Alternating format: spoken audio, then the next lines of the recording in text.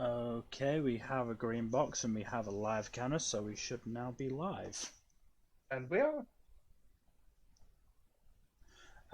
So, welcome back to the Storytime Network. It is, of course, the Paradox Hour podcast. I say, of course, despite the fact that it is Thursday, because we have Gen alongside us, because we are talking about Cradle.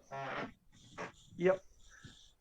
And us having a podcast on Thursday has absolutely nothing to do with technical issues on our end at all. No survey.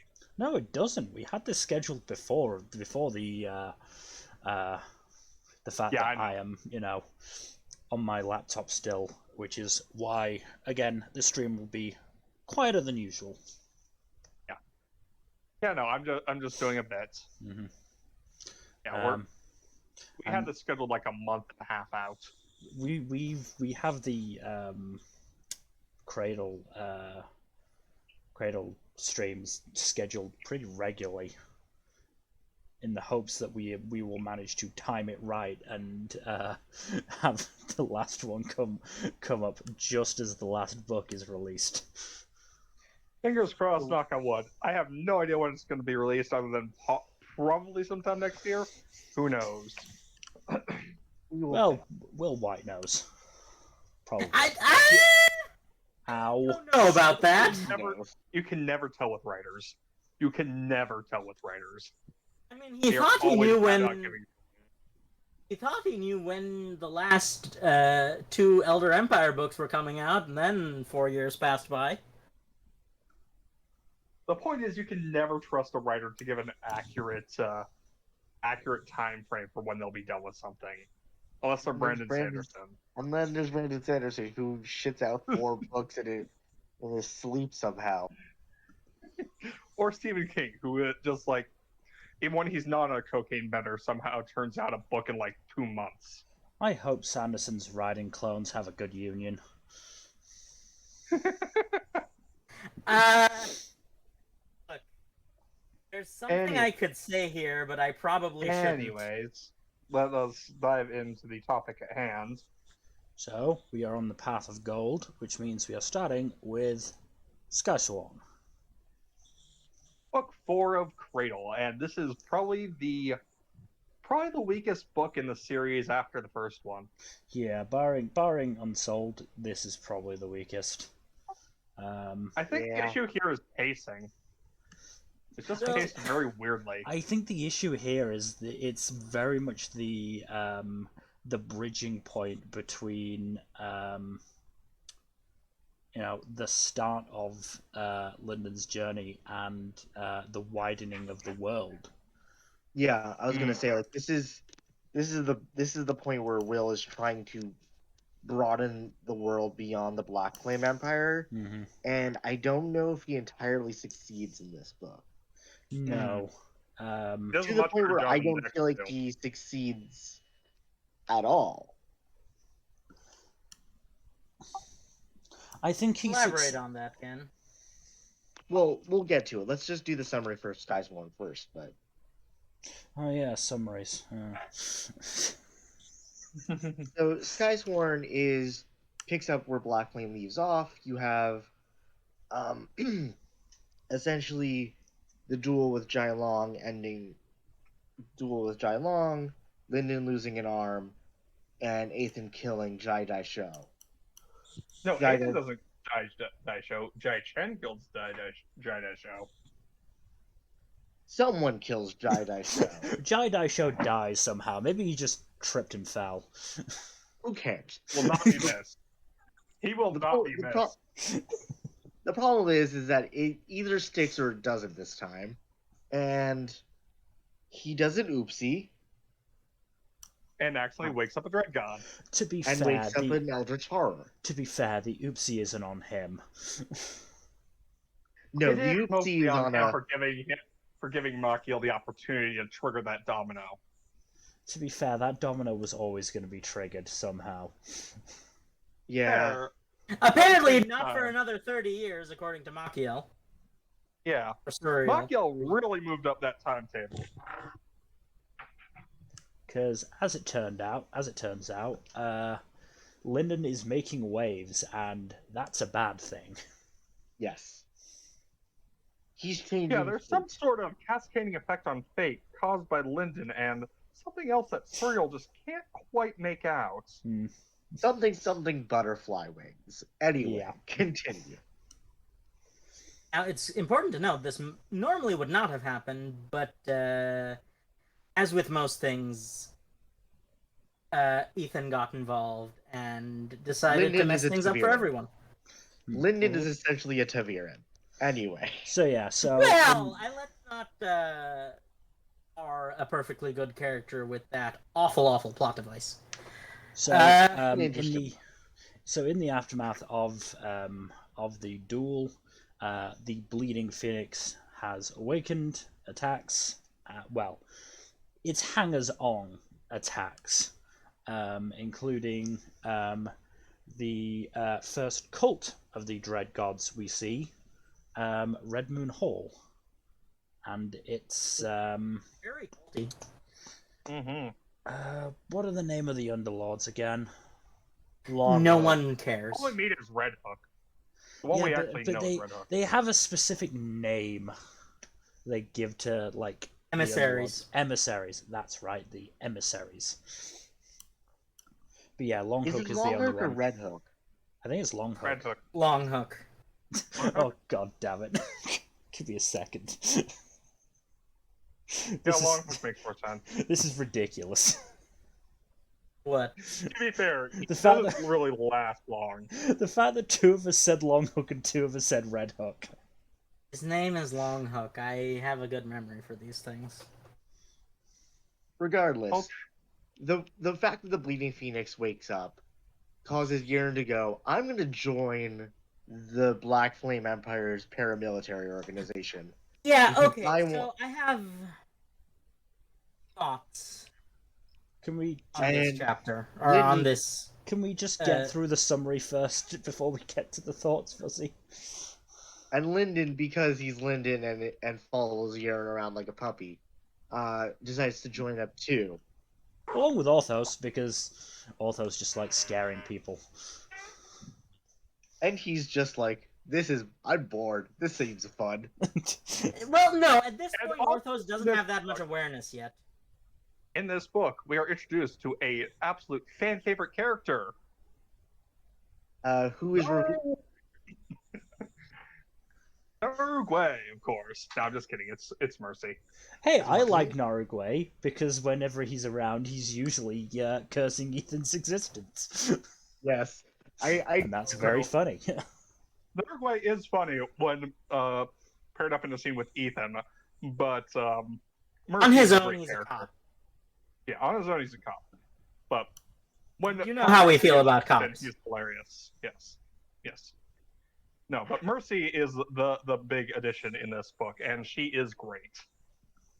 We also get the revelation that the Black Flame Empire, as large as it is only merely a vassal to an even larger force called the Akura clan. Mm-hmm. So, okay, I have... We're gonna get to it, Fuzzy. We'll get to all of this. We are so close to the end of the summary. The Dread God wakes up. Ethan is sent to, shall we say, get the aid of the local God King Malice, to try and fight off the Phoenix. In the meantime, Ethan and the gang are kind of sent around to try and mitigate some of the damage being done. Ethan primarily being sent to fight off Longhook and the other Underlord emissaries, while Lyndon. No. That's not until Ghostwater. Mm-hmm. Yeah, that's Ghostwater. Ethan isn't sent after Longhook until Ghostwater. Ethan and Longhook developed their rivalry here, though. Yes, they definitely did, but that was mostly in at the duel arena, because Ethan was holding back. I would call it less of a rivalry and more Ethan deciding how much he should hold back and how much he should reveal. But yeah, so Ethan goes to Malice. Meanwhile, Phoenix wakes up, starts activating the Bloodspawn, of which Yaren is possessed by one, which causes Byro, all-round asshole, to basically chuck her out of a window at the Phoenix. Also, and the window is several thousand feet in the air. Also, Lyndon gets a prosthetic arm here. Okay, yeah. So, are we done with the summary, or no? Yeah, because Lyndon, Yaren, and Mercy get trapped in the basement of the building. Ethan shows up, saves them. Malice also shows up, mechified. Pacific Rim music intensifies. Also, Malice's mom. Yeah, Malice is Mercy's mom. Malice has a kaiju versus mech battle with the Bleeding Phoenix and manages to drive it off for now. And Ethan reveals that he has his own celestial marble from his ancestor Osriel. Yep, because it turns out that Osriel is the ancestor of the Aurelius family. Is the progenitor? Yes, the starter of the Aurelius family. Now we're finished. Well, not finished, but finished with the summary. Yeah, there's just like all of this happens in the space of about what would we say, a week or two from duel to end of book.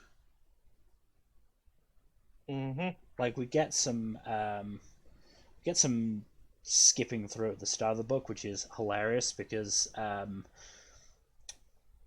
you may remember that the Skysworn arrested Lyndon for practicing the Path of the Black Flame at the end of Black Flame, and kept locking him up in prisons, but Ethan just kept breaking in. Yep, complete with the rest of Lyndon's friends, too. Ethan broke in and brought everybody along, including Fisher Gesher. She didn't even want to come. She just, like, woke up in the prison one day. Oh, Fisher. So these Skysworn, the first scene is these Skysworn walking through all of these precautions to find Ethan, Yaren, Lil Blue, Orthos, and Fisher Gesher just hanging around with Lyndon. It's absolutely hilarious. Not only does that occur... Okay, so I have what might be a bit of an interesting little tidbit for you. Go on. I think I can track part of the problems with this book. And it's very simple. This book is the single most traditionally genre book that Wight has ever written. How so? So, part of it is the sort of, you thought this place that you came from was big, but it turns out that it was only the smallest part of the world. And then, the whole escalation of scale? That's very, very traditional genre. Happens quite often. Other thing is the, we call it the prototype of points and the rise of the Points Age. We'll get to the Points Age next stream. What Cassius describes their Aurelius family contribution system as, that is the standard genre contribution points loop. So what ends up happening in most genre is they are part of a sect, and then they're like, but I need contribution points, otherwise how am I supposed to Contribute? not so much contribute as you are supposed to get good items. So basically, usually it ends up happening that, oh, it turns out I have this like super important artifact that I need, but it's locked behind contribution points at the sect store. Things like that. So, as it happens, he sidestepped it here. With them being like, oh god, why would we do that? That would take far too long. And that is something that I will always respect him for, is that he did absolutely lampshade it and then viciously avert it. However, that didn't stop him from eventually,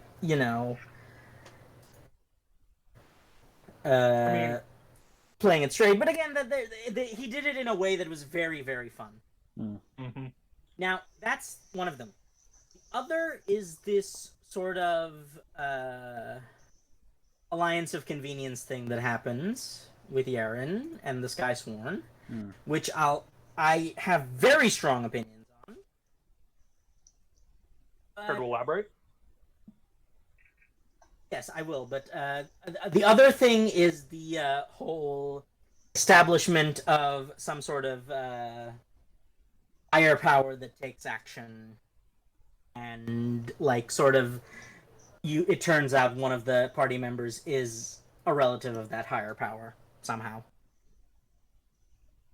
So those are to be fair, that's a common trope in a lot. It's a common trope, but like I bring it up because that's one that it's common in normal media, but it's ubiquitous in genre. Like there is not a single. It is usually actually, yeah. Now that I think about it, it's the way it's played in genre usually is that specifically it's the main character.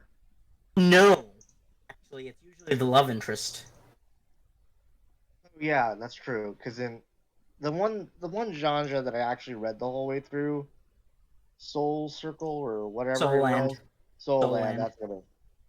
Like, the main character was actually secretly the son of like the world's most powerful, but the main love interest. It's a long look. Let's not get into Soul Land because I have a lot of things to say about Soul Land. If I start, then we're not gonna finish this podcast today.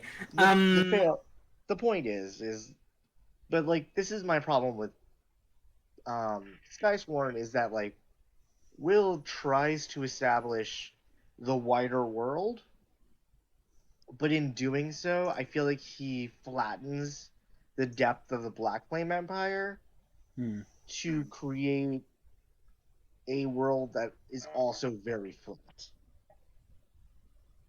Which, again, that's just kind of how the ball rolls in this genre. Mm-hmm. Right, and like I don't think like even in later books when we go get to see the specifics of some of these places, like the Nine Cloud Court or Ashwind or like other parts of Ashwind or even Emers's continent, we only get glimpses, and it never feels real the way pre-Skysworn Black Flame Empire did. And therein lies the primary problem with Cradle. For Wight to make a living off of it, essentially what had to happen is he had to favor output over all else. And sometimes that's just how the ball rolls, right? Like he had to. No, I know, I get that, but this is more just a criticism and not it's a critique, not a tut. And I think another important thing to remember is that he'd already established that he wanted to scale up from day one, right? With Surreal. Suriel and all that stuff that she's involved in It kind was of like makes it very pretty much clear that things are established. going to go very high scale at some point. Yeah. So it shouldn't have been that surprising because it was either he flattens the world a little bit or he writes 300 books over the course of the next 400 years. That like, would be the only. I understand. I get it, right? I do understand. But like at the same time, I think like if we were just to take Cradle as a whole, I think Skysworn does the first 3 books a disservice in that it makes it all like makes that like the Black Flame Empire seem insignificant and less worthwhile, even though it was incredibly interesting. Yeah, but And I like the think thing that is, in the long run, it is like very insignificant and not very worthwhile. no, I know, but at the same time, like it almost feels like what was the point, right? I get it, but also like it flips the it flips the script in a way that is like what was the point? I would say the point is to give Lyndon and Yeren, who obviously don't have, certainly Yeren doesn't. Lyndon no longer has, a place to call home. It gives them somewhere to, reside. It gives them somewhere to care about and to fight for in the end. Yep. It also Right, has the bonus of kind of giving an idea of how the scale goes overall across the world, rather than just like going directly from Sacred Valley to one of the large scale factions.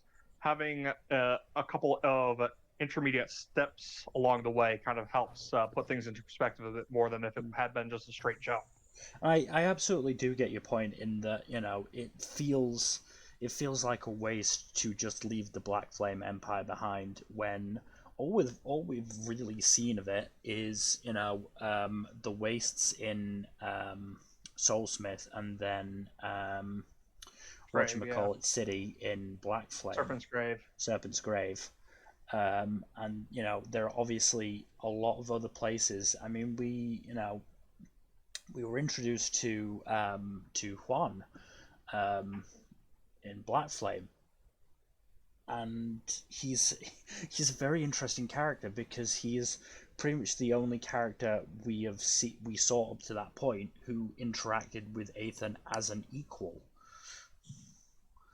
I mean, Cassius kind of, but really Juan. Cassius, there was always a sense of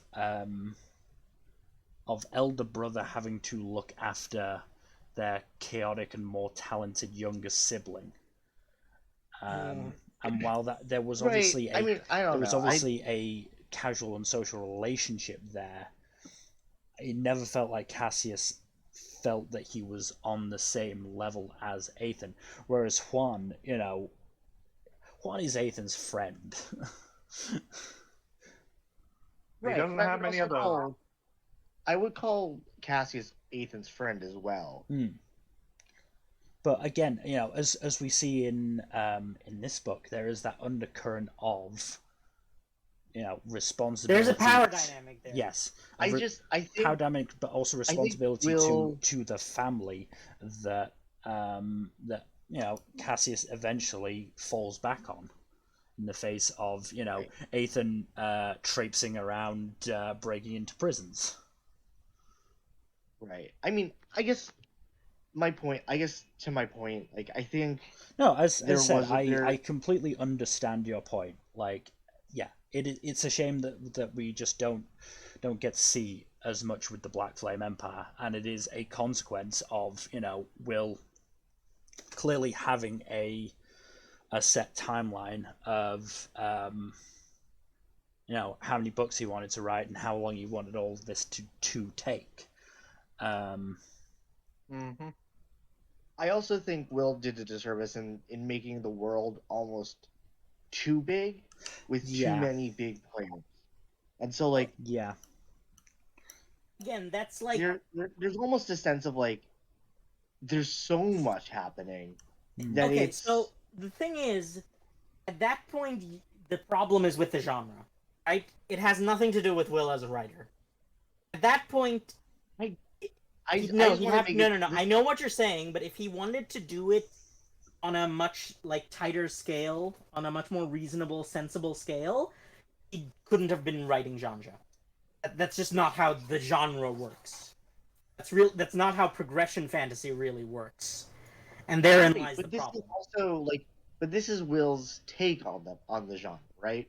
And so like in many ways, Will has absolute authority on how he wants to define the genre. Yes and no. You can I mean, say you can say that a story is fantasy, but that doesn't mean like there's. I get where you're coming from. I do, but authors do not necessarily have the level of freedom that I think you're implying. Like, I get what you're trying to say, that he could have interpreted the genre in a way that made it so it could be a progression fantasy while still having a tight, like, small world. The thing is, though,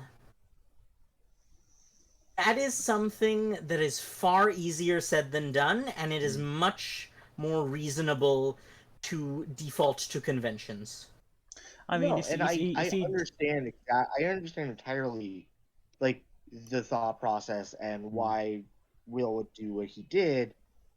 I just wanted to make a note, like I just want to make it clear that I think that this is something that is not necessarily like I think it's a weakness So of the genre. I am personally of the opinion that Cradle as a story can only exist really in the form that it's in. I think if it was in that more reasonable format, it wouldn't be Cradle as we know it. I think you'd but have like to I think basically do things all over. right, but I think like there's a lot to be said about Will trying to ape shonen and genre in a real way, but also like this is like aside from Will, there's not really there's not really another equivalent of a Western author taking this on and really making it their own. And I think that is something that we could say that Will There didn't reach actually a are a on, lot of and that's no, there are a lot of examples. They're just all garbage. right, Even in but the West, like to among my Western point, authors. right? Like Will is the most famous. Like Will is the best of those, and so like obviously there's a lot, right? But to the point where like Will reaches the heights of like the big like he's starting to approach the bigger fish in the Western literary circles. I mean, Will has the ability. he He has reached. the ability to kind of define the Western interpretation or a Western equivalent of genre, and I don't think he did it quite as much. But also, one could argue that Will is the forerunner to someone who will come in his footsteps and define it Like further. I think this is a fundamental disagreement on what makes a good story. The reason I say this is because I think that the way he did it is probably the best way to do it. And I think if you do it a different way, you can still do it, but I don't think you can reasonably call that genre anymore. That kind of becomes its own thing. And that's kind of something that has been done, right? Progression fantasy is what it is. Like, Will can redefine progression fantasy, but genre is genre. And he's not writing a progression fantasy, he's writing genre. But I think that's my point, Fuzzy. Is like You're wishing he was writing progression fantasy instead of genre. What is the difference between the two? Because I'm not really seeing much of a difference. Okay, okay, it's gonna... Hang on, I need to go I'll be right back, while you're and digging, then I will explain. yeah, while you're digging into that, I think we could hit other topics. I mean, Well, I just the just other want to thing that we, I just want to say before we move on, if Will did change aspects of the genre formula, then he might be taken off the erotic fantasy list, and we can't have that. no, of course, I should explain that the most recent Cradle book, Dread God, for some reason, well, no, it got put on the erotic fantasy list on Amazon because every other book of a similar type to Cradle is erotic fantasy. So the It's so algorithm just assumed that Cradle was it as well and stuck it on there, which made some very funny realizations. And it was promptly put at the top of that list. Yes, because Who'd have it's thought? very popular. For a self-published Kindle series, it is very popular. Yep. As I think we may have said before. I mean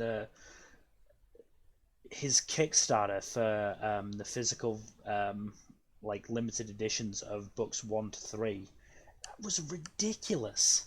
Absolutely ridiculous how well it went for him.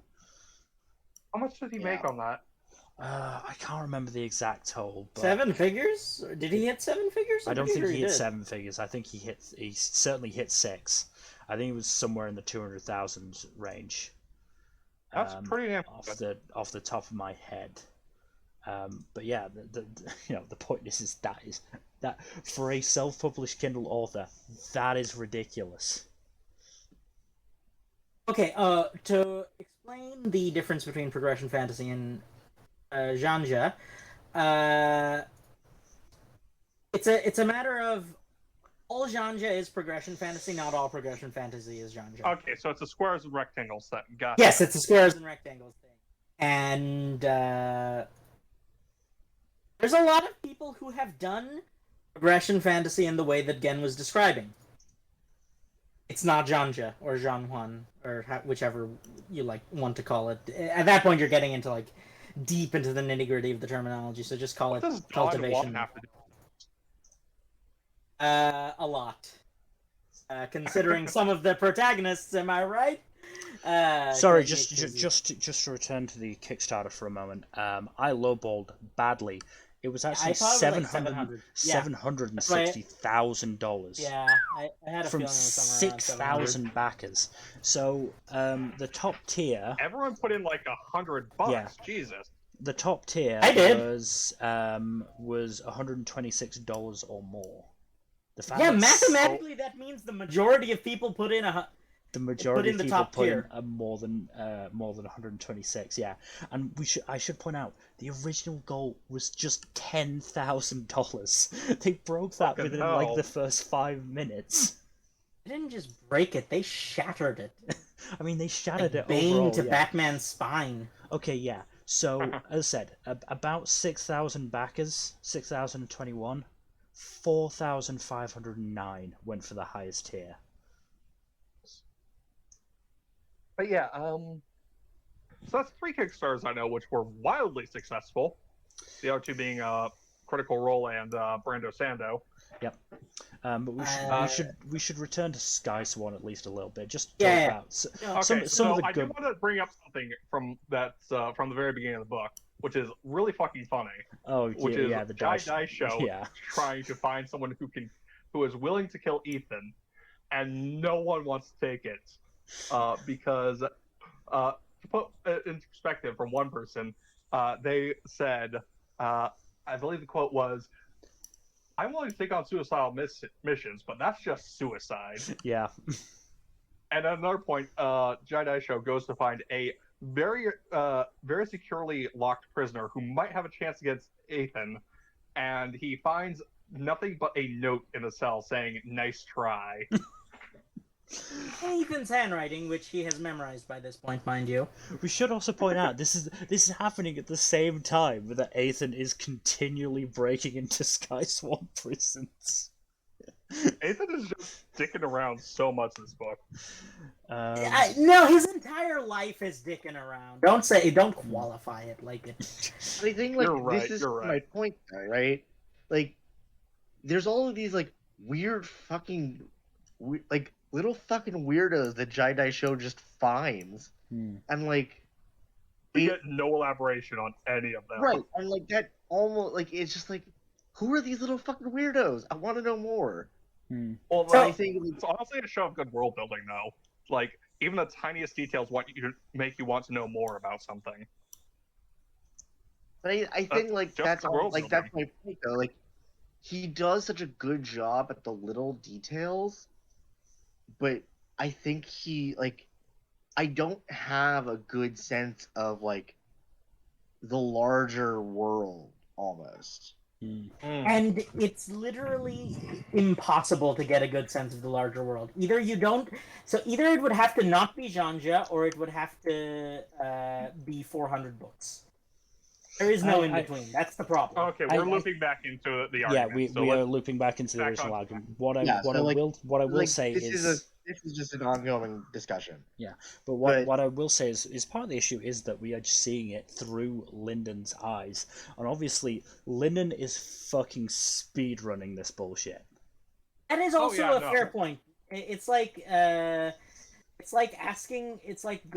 to a speedrunner's YouTube channel for like a story playthrough. Yeah, it's not gonna happen. Yeah, I mean, and it's like a speedrunner Skyrim or some shit. And this is just how I read books, right? This is I'm looking to like dig deep and like see like, okay, this is the limitations of what the author is trying to do, etc. I think you're taking this from a more critical, not like critical as in criticizing, but more like critique kind of view. Analytical view. I mean, I've been trying. I've really been trying to get into this and think about these things. Speaking of which, we get the first indications of Mercy, Akira Mercy. I know Fuzzy has a lot of opinions. I do too, but mostly because I find her character very interesting. I disliked Mercy until book 11. Well, at least you've turned and around. That's fair. I get it. At least you've turned around on her. But I think like this, I've said this before in other contexts to you guys, but not necessarily on stream. But I think Mercy as a character is very interesting because she is in many ways a microcosm of the greater themes as a whole. Yeah, I think I know what you mean on that front. We'll get into that in the later books, though, because it doesn't really become really relevant. It really crystallizes. It really, like you said, like it does crystallize later in the books. But this is the first time we get an inkling of it in the way that people talk about her family and the way she talks about her family. Y'all are getting into like the fancy big. Y'all are getting into fancy big words like microcosm and themes, and I'm just here like, I like it when blonde man takes out scissors. Or broom. And that's totally fair. I'm just thinking about like, because like we mentioned it, right? Like Machiel doing a thing, causing harm. Like these are the things that are like constantly happening throughout these books. And like you have bigger people at play making decisions that ripple down. I'd just like to also chuck in that there isn't actually that much Abaddon stuff in this book. We get that first scene with Markiel screwing with shit, and that's about it. I believe. Is this the least? This isn't the least Abaddon book. That's Wintersteel, isn't it? Not the least. Yeah, there's a book that just has 0 Abaddon, and like Surreal complains about it in the bloopers. But there's, considering the last 3 books had I think scenes throughout basically. Yeah, little tidbits here and there. Honestly, that's part of what makes the book worse. in my opinion, because like to me the Abaddon stuff is always like I enjoy the broad view of things, which I found is apparently okay. Let's not talk about the Cradle fandom, but like I found that even among us, I seem to be somewhat in the minority there Regarding what? with how I kind of prefer a lot of the higher order Abaddon stuff than like just people on Cradle I mean, doing Cradle things. I like all of it to some degree or another. It's just like I like the grand scale stuff. But I also like the more human drama and also just the sense of satisfaction of seeing these people near the bottom of the totem pole just rising up the totem pole and kicking ass along the way up. Because it's a very satisfying type of story. It's a good underdog story, basically. Right, and I think I like just that's like really interesting. Yeah, but I just like I find. Sorry, Mel. I was just gonna say I just like the Cradle characters. Characters are really good. Right.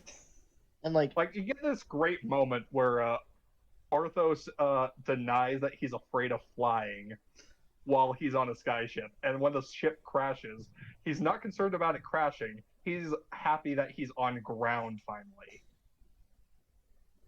Yep. And I think like and Fuzzy, like to your point, like I think I really like the Abaddon stuff, but mostly when it's about the politicking between the judges. Less so when you have like all of the like when it talks about Surreal going to a world and knitting it back together. Like that stuff is when I just start to glaze over. Yeah, And that's when you have because the like top... you enjoy reading about human beings, and I enjoy reading about gods. Essentially, that's really what it comes down to. Right, but I also love it when the gods are people. I don't. No. Which Let me specify. You like reading about people. I like reading about tropes and character archetypes. I think that's Right. where this Whereas I'm comes more in. interested... Because yeah, go ahead. No, I whereas like I'm more interested in like, okay, how are you playing these like, what are you doing? What are you making interesting about these archetypes, and how are you playing it off one another? I love how we're getting so sidetracked during the discussion because Skysworn is just kind of a relatively It's nothing kind of book. it's a As we said at the start, it's the bridge between essentially the prologue arcs and the wider plot, because this is what kickstarts the plot that is still taking place, which is the Dread Gods. Yeah, no, the Dread Gods are finally introduced. Everything from Skysworn until now has been is dealing with the Dread Gods.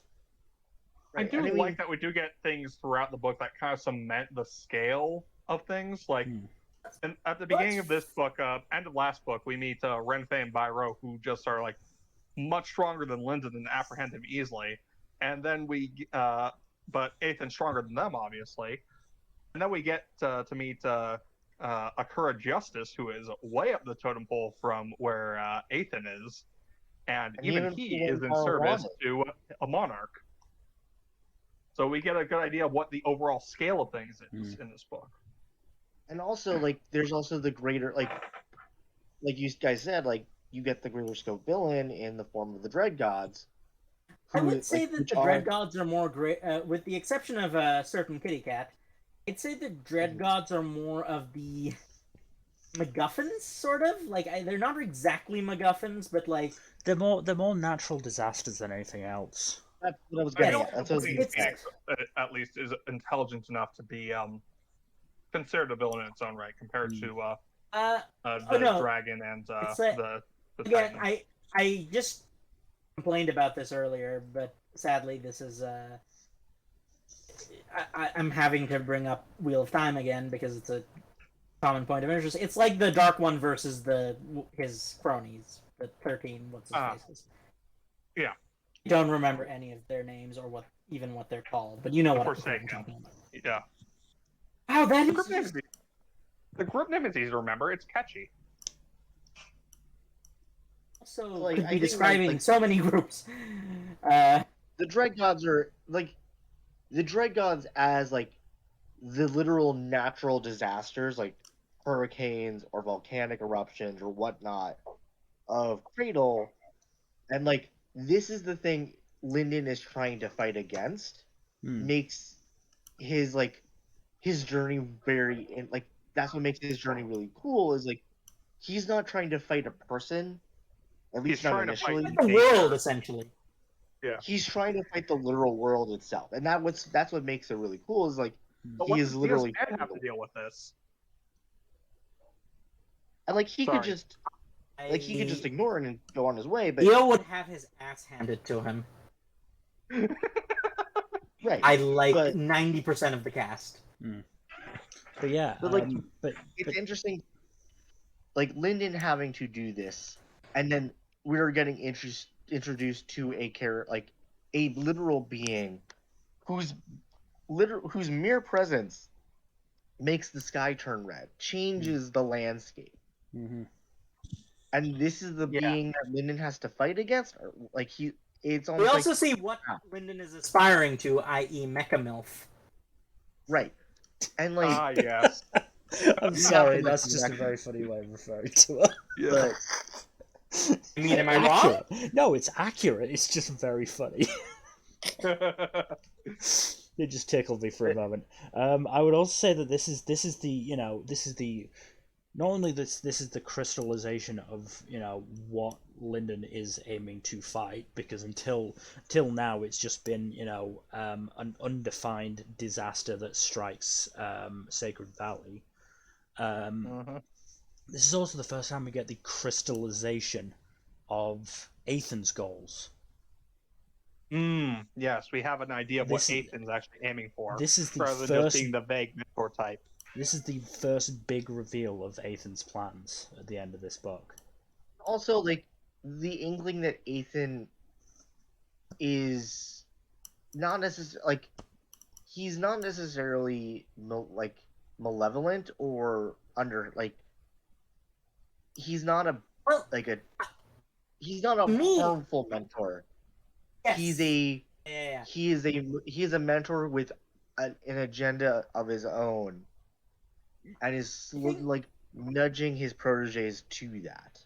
I think it's not even necessarily that. It's Ethan has his goal, and he sees Lyndon not necessarily as a way to achieve it, but as somebody who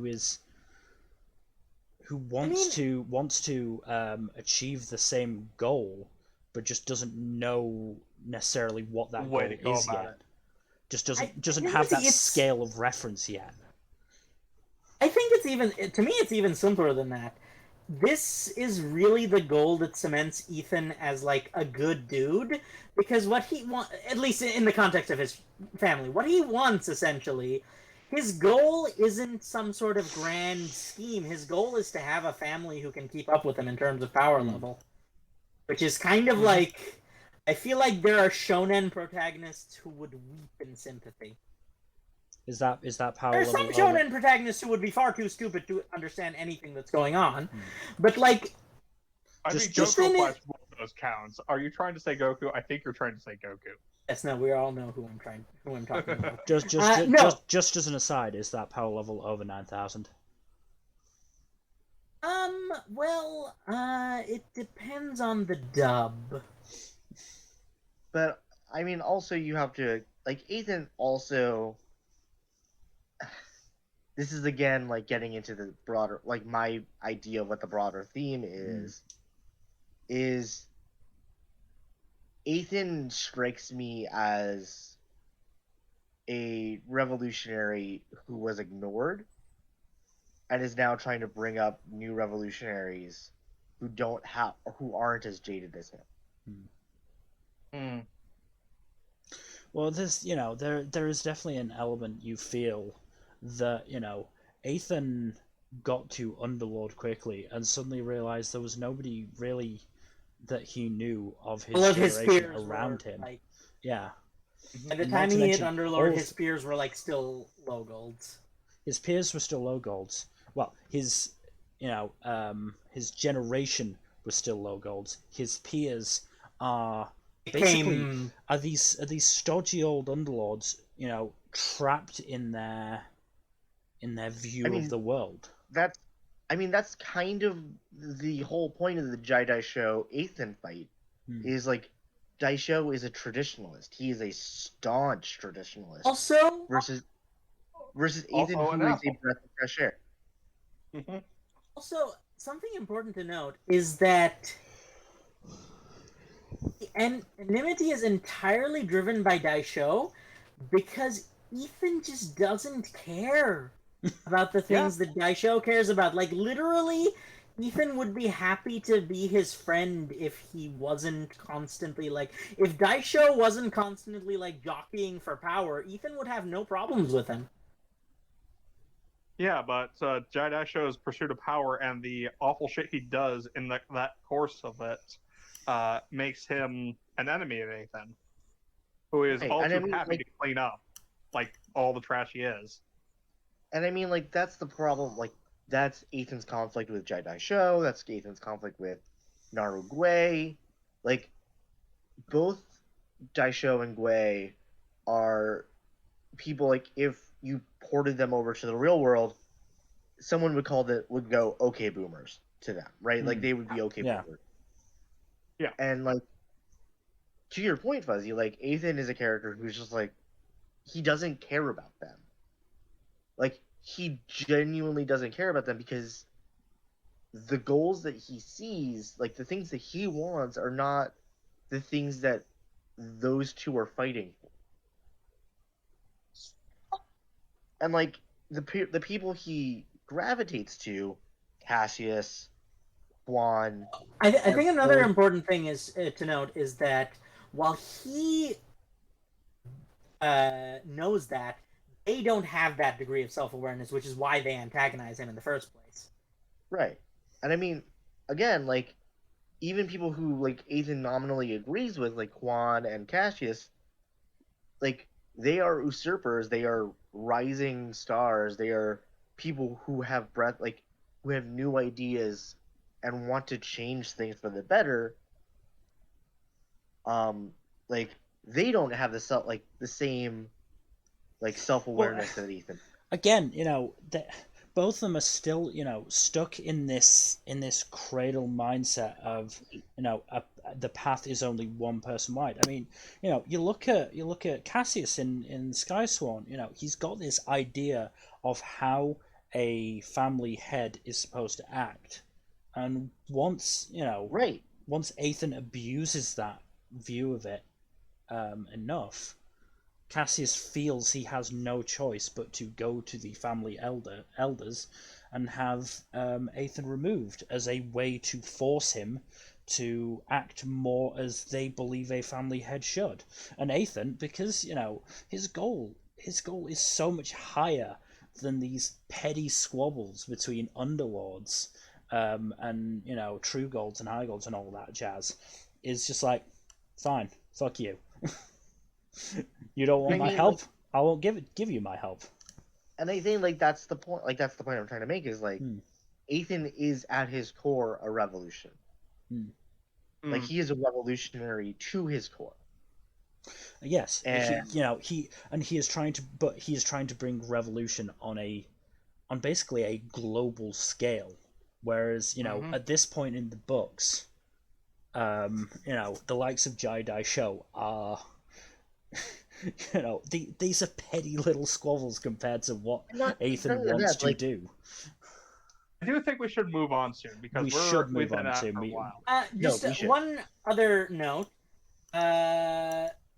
Long cutting Ethan's arm or cutting Lyndon's arm off was the best thing ever happened to Lyndon. Yes, so we should point out that yes, Lyndon gets his arm cut off, and he replaces it with an arm made of Hunger Madra. Which is exactly he uses it to roid himself up so much. Well, yes, that is the intention, though. It takes him a while to actually properly figure it out. So at the moment, he can't actually take in any Madra except for his own. The rest he has to vent out, otherwise it'll basically burn him out. And no, it won't burn him out. Madra. It'll just taint his cores. It'll basically. Okay, so another important world note is that you can have multiple, like, you can actually have quite a few. Well, not quite a few. I think the maximum number we've seen is 3. I believe Yeah, 4 Jai-Chen is has theoretically. 3.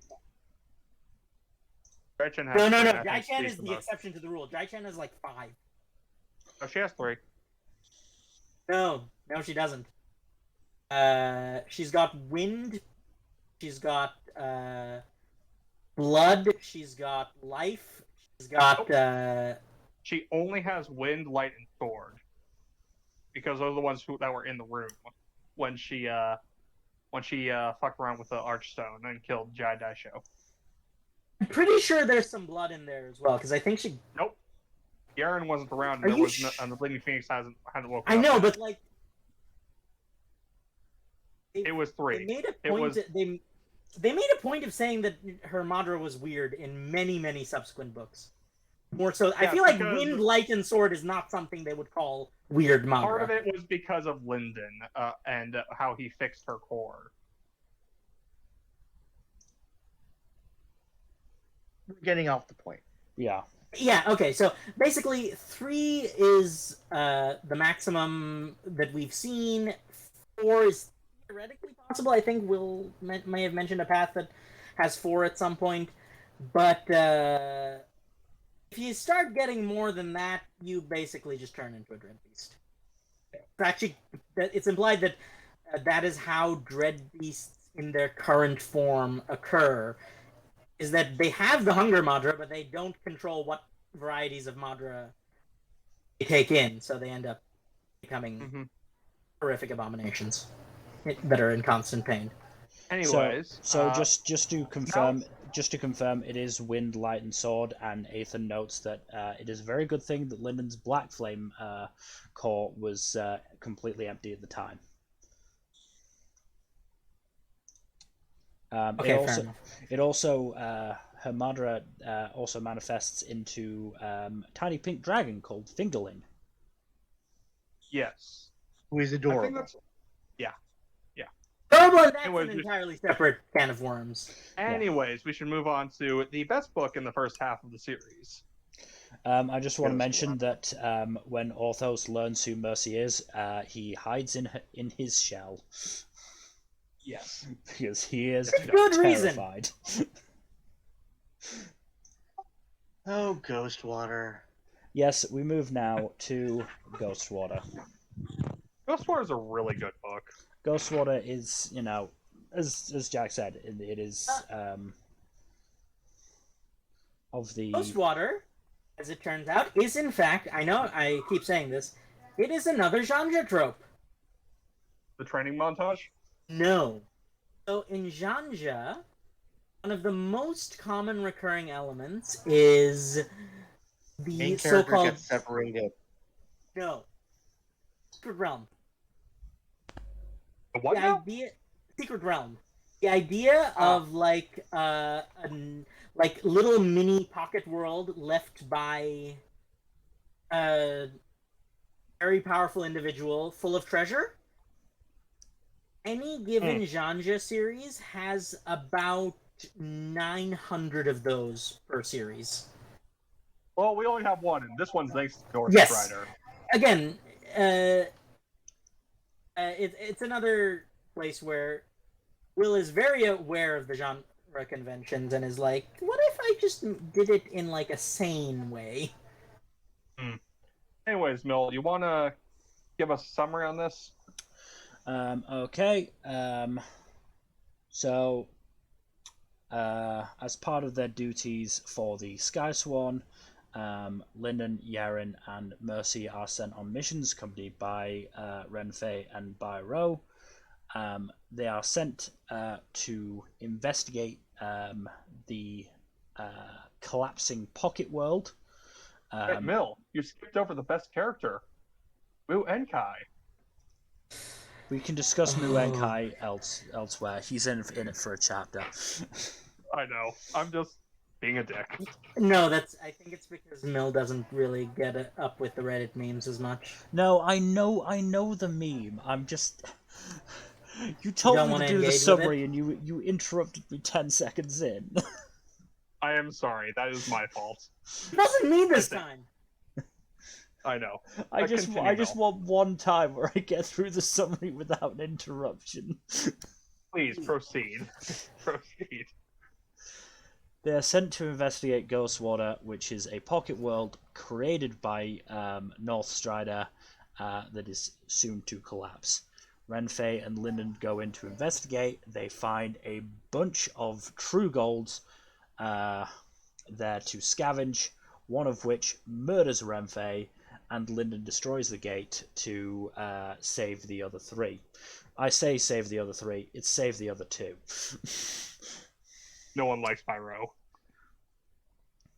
Orthos is with him, I should point out. Orthos is with Linden. He is chased through the world by one particular true gold. Haley. A carry. A carry, You can just thank say you. A carry. No, I was just completely forgetting even that bit of the name. A carry. Oh yeah. Dragon names are hard. They're not that hard actually. They have like it's a name plus a suffix. They're annoying. They're annoying. Now that you reminded me of her diminutive name, her full name is Akarina Toth. Yeah, Akarina Toth. Yeah. Toth. Basically, just take the name and then add Natoth to the end. Is how that particular bloodline works. So Linden and Orthos chase through. They find their way into a building where they find Dross, a spirit, a mind spirit that has sat in one of North Strider's magical steroid pools for 50 years. To be fair, this one isn't magical steroids; it's magical meth. Yeah. Or cocaine, if you want to be a bit more granular. That is all. Fair That is all we are going to say about that until we get to it past summary. With Orthos's help or training, I should specify, Linden defeats Akari, killing her, and goes on the hunt. Finds a library where he meets Best Boy Zeal. Love Zeal. Manages to bring his cause up to, I believe, high gold. One is true gold, one is high gold. One is true gold, one is high gold. Okay, thank you for specifying. And then at this point, they're both high gold. Are they still both high gold? Yeah, he advances one to true gold right. at the climax. Right. But on his way out, he comes across... I hate that I'm forgetting his name. No. What's his name? Oh. Pride? No, not No, Pride. it's Pride. Pride is the short asshole. Harmony. Harmony. That's it. I said Harmony. You cut out like halfway through the name. Comes across Akura Harmony, who is the one to kill Renfei. Harmony takes Dross. Linden goes to get him back, and with the help of North Strider's big old purpose, Dross basically becomes a proto-presence and helps him defeat Harmony, and they escape Ghostwater. While this is happening, Yerin starts slicing the shit out of Byro. They are interrupted by Akura Charity, the Sage of something Heart? Silverheart. Thank you. I knew it was Heart. Who is here to chaperone, basically. And they... Yerin and Mercy run into the dragon.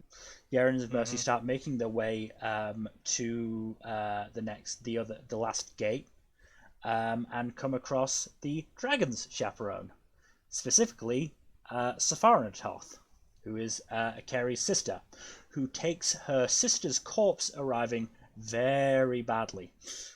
Very badly. She loses her shit.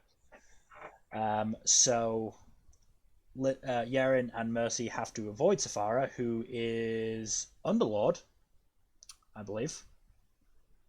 Yes. Not managing to do it at one point, which scorches the fuck out of Mercy, but are eventually saved by the presence of Zeal and his benefactor, the Beast King, who's a cool dude from what little we've seen of him. I want to As know what his elephants. mouth is so bad. He seems legit. Yeah, Lyndon and His powers were revealed in a word of will. Lyndon and Just like- Orthos escape Ghostwater, meet back up with Yaren and Mercy. Harmony does not make it out of Ghostwater.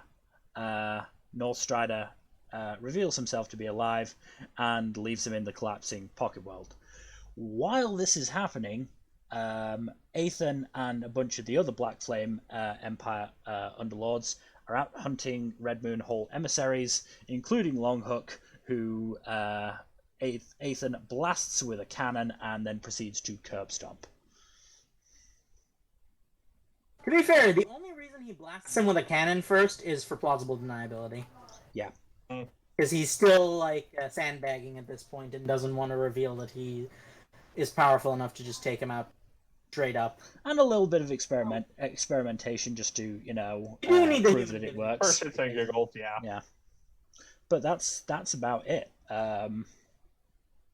Yeah, this book is the first to really split Lyndon and Yaren up. Lyndon, Yaren, and Ethan up.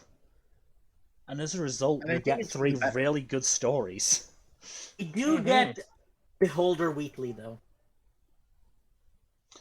Yes, Yeah. Dross. For Dross. context, imagine if Weekly from Portal 2 was a Beholder, and that's what Dross is. Dross Yes. is In terms of so personality, fucking fun. In terms of personality and in terms of, like, his voice. Aesthetic, yeah.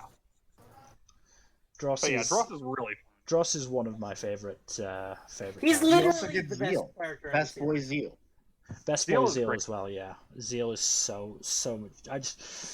Zeal Look. is just incredibly depressed. Yeah. Oh, you didn't mention what's her face, the Red Moon Hall lady who was also there. Because there were Jan 4 Chomei. true golds. Jan Chomei. Let's be honest. The only ones who matter in this book are Zeal, Harmony, and Akari. Okay, The others become Uh, relevant later. I forgot. Another Janja trope alert. Harmony is the arrogant young master archetype. Hmm. You know, Yeah, that tracks. you know how Harmony is just awful and hateable, and there's no redeeming qualities about him? Yeah. Yes. Imagine if that's every single minor antagonist in a series, and you have Janja. God damn, that sounds so Right, insufferable. Janja is, for the most part, a god-awful genre. I can tell from the way you think about it. There's, like, 2 good ones. Maybe 3. Okay. Well, we can talk Out of about that. thousands. Look, I think at this point we just need to schedule a Janja podcast at this point because Problem is, That's no one but ignorant. me has any context for it. I know, Mhm. but we are Ben's getting read one genre series, but that's really, we are funnily getting enough, not very indicative of genre. we are getting a bit too into the genre weeds. Yeah, But and it is costing us time to discuss the actual series. Like I could No. understand it for Skysworn. Let's be honest, there's just not that much to discuss there. So, we got meth, roids, and what would you call the life well? Penicillin. Adrenaline. Adrenaline works as well. I would So yeah, say so vitamins, because Oh, it makes your life yeah. longer, and none of So- those things do that. So in Ghostwater there are 3 wells. There is the Mind Well, which Dreamwell, specifically. Dreamwell. I thought it was Dreamwell, but I don't know. Dreamwell, which basically refreshes your mind and basically lets you go without sleep. So cocaine. It's cocaine. Yes. Caffeine. The Spirit Well, which basically fills your fucking cores up. Steroids. Yeah. Regardless of your Madra aspect, with no side effects, by the way. Yeah, and Pretty the fucking good stuff. and the life well, which Restores your HP. basically Not only it restores makes your you HP, it makes you live longer. it basically strengthens. So you have a thing It called bumps your your con lifeline. score up by 1. Yeah, What? It bumps your con score up by 1. Yeah. A lot more than 1. No, okay. So this is an interesting, but just let me explain. So in Cradle, you have a thing called your lifeline. The life well basically boosts it. Mm-hmm. So in fact, you have 3 of those. You've got your so apparently the living body is made up of 3 types of Madra primarily. Your life, blood, and dream. Your brain and mind, in general, runs on dream Madra. Your lifeline is the life Madra. It's kind of self-explanatory. That is basically how much life force you have left. It determines how long you live, but also other things like your general health and things like that. And your blood Madra, or rather, it's blood aura. Apparently, the flesh just passively generates blood aura, and that determines your physical stats up to a certain point. And in fact, that actually comes into play. The meat and fish from the monsters still trapped in Ghostwater have extremely rich blood aura, and eating that throughout the course of the book makes Lyndon's physical body much stronger. Mm-hmm. That's apparently those 3 things together make somehow mutate inside human beings to form pure Madra, which is actually human Madra. Wow. Wow. Yeah. In theory, technically, pure Madra is more like hybrid Madra aspect than its own thing. It's a bit complicated. Hmm. I mean, Anyways, this book, the part of what makes this book so good is just like each of the 3 main characters gets some really fun growth stuff going on. Or, well, mostly Lyndon and Yaren. Ethan gets the fun little bit with the long hook, but he doesn't do much else. But it is a hell of a. He just takes a death beams long hook. Yep. He Vegeta's long hook. Basically, no, because he doesn't. Come on, it's more of a Piccolo situation.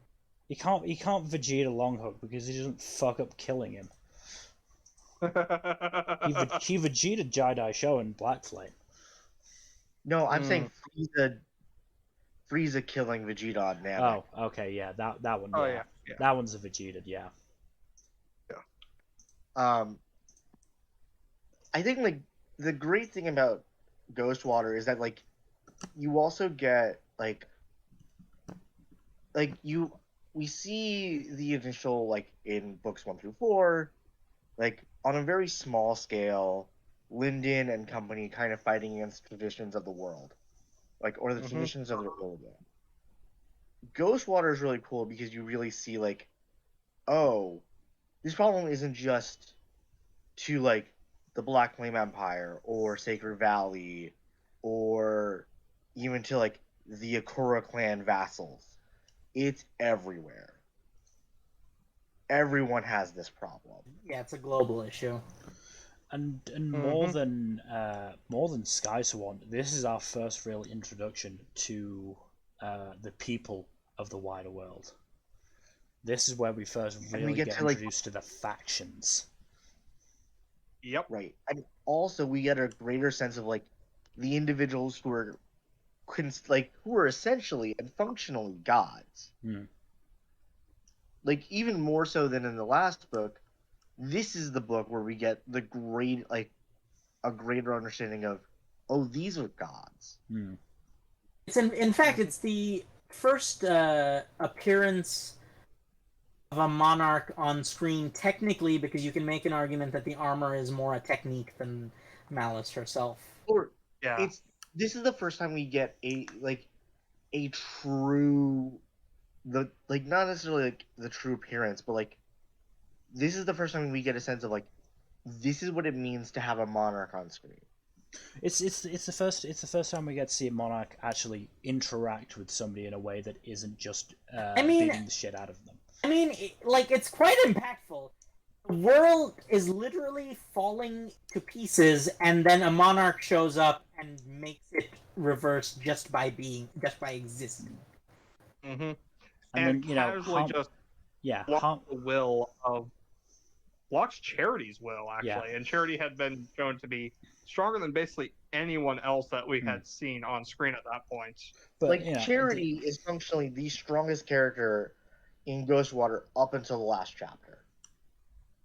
Mm-hmm.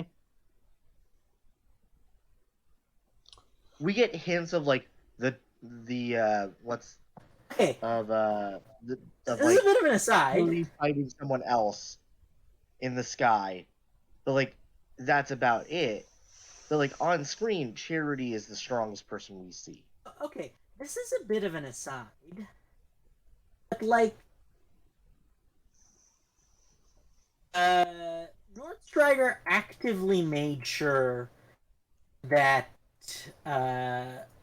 what's his face died. Not only died, because like, okay, he didn't save him. That's all well and good, but he did actively have to prevent Charity from saving him as well. Like, why do you think he did that? Probably because he was annoyed. Because he doesn't care. Harmony is a true. No. Okay, no. Apathy, not caring, is just leaving him to die. But he actually had to, because we've seen later on, they actually do have to expend some effort to fight a sage. So, to actually expend effort beyond just the bounds of apathy for Harmony to die. Why? Well, I mean, the other point, annoyed by an intrusion into his domain. Like it's more meant to show like he is arrogant. Like he is like we thought Harmony was arrogant, but Northstrider and to a greater extent, the monarchs as a whole are arrogance personified, and like Charity actively trying to get into the pocket world, his pocket world, as it's falling apart, is something he cannot abide.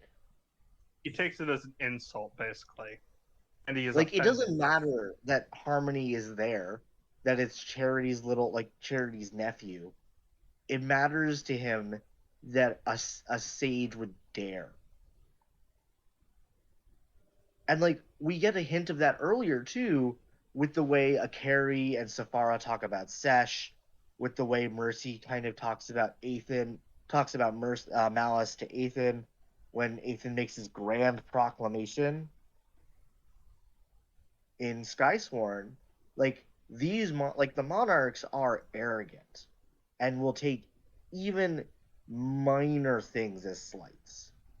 Charity trying to barge into what is Northstrider's by right, or by his idea of right. To be fair, he literally made it. Like, he literally ripped a piece of it for over 50 years. He also abandoned it, right? Like, that's the thing. To the point where, like, everyone else was had a competition that he, like, presumably sanctioned. Mm-hmm. And so, like, this is the thing. Like, it's not so much he was being malevolent.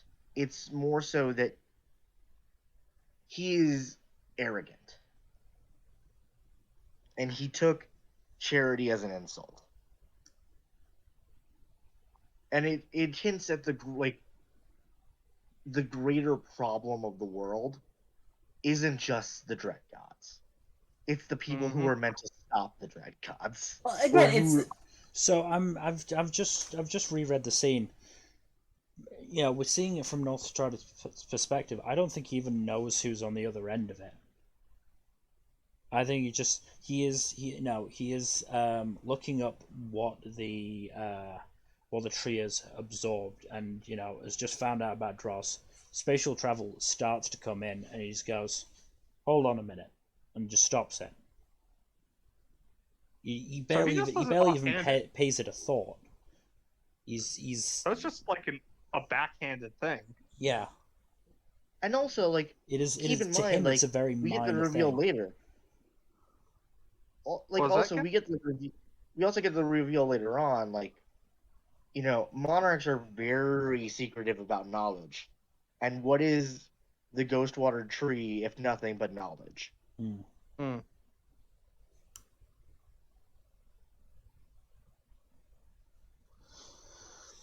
Anyways, Specifically, the knowledge about Dross. Mm.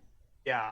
Dross is interesting because Northstrider was trying to create something like him for quite a long time, and Dross happened as Oh, more or less okay. a fluke. So this is something it'll come up much later in the series. But what essentially is happening is Northstrider has an idea of what he's trying to create, but his basic premise is wrong. Oh yeah, no, the premise is flawed, but No, he no, no. knows what he's going for. He knows what he. No, no, no. The basic premise is wrong in that what he's trying to create is, unbeknownst to him, literally what Dross is, but he thinks that Dross having a personality is a flaw, when in fact that is the basic premise of the thing he's trying to emulate. Hmm. Because what he's trying to do is a presence, and even as early on as Surreal, we've seen that presences have personalities. Except for Machiel's, but that's because Machiel doesn't have a personality. Uh, so Drive by dragging there. But I think, like, that's also to the point, right? Like, the monarch, like, this is the first instance in which we see, like, we've seen the gods, and Nordstrider making this fatal error about Dross is the first time we see a god be wrong. as it turns out, they're wrong about most things. Mm-hmm. Right. And, like, to your point, like, Northstrider is all about absolute control. He needs to be in control of every situation he's in. And he is not happy when he does not have full control. And, like, that Uh-huh.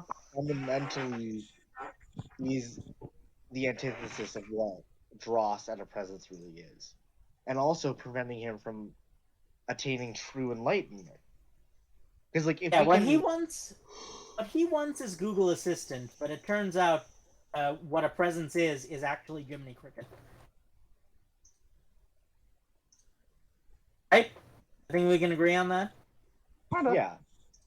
And also, like, if you take, like, if we go back to the genre, like, and like the genre tropes, like ascendance and like ascending into like where Suriel and the other judges are as enlightenment or attaining enlightenment, like Northstrider and the others are all fundamentally missing the point. Yes. But we're getting lost in the weeds and talking about stuff that is going to be much more relevant further down the line. Right, but I think like Ghostwater is so good because it does a good job of foreshadowing those things and Oh, hinting at them, absolutely. while also being a genuinely good story about like Lyndon, Growth. Yaren, and Ethan, like Yeah. their growth, their development, and also like it shows like how much Yaren cares about Lyndon, which we didn't see in Skysworn or even prior. We got hints of it, but Yeah, like we so, didn't oh, really right. see it.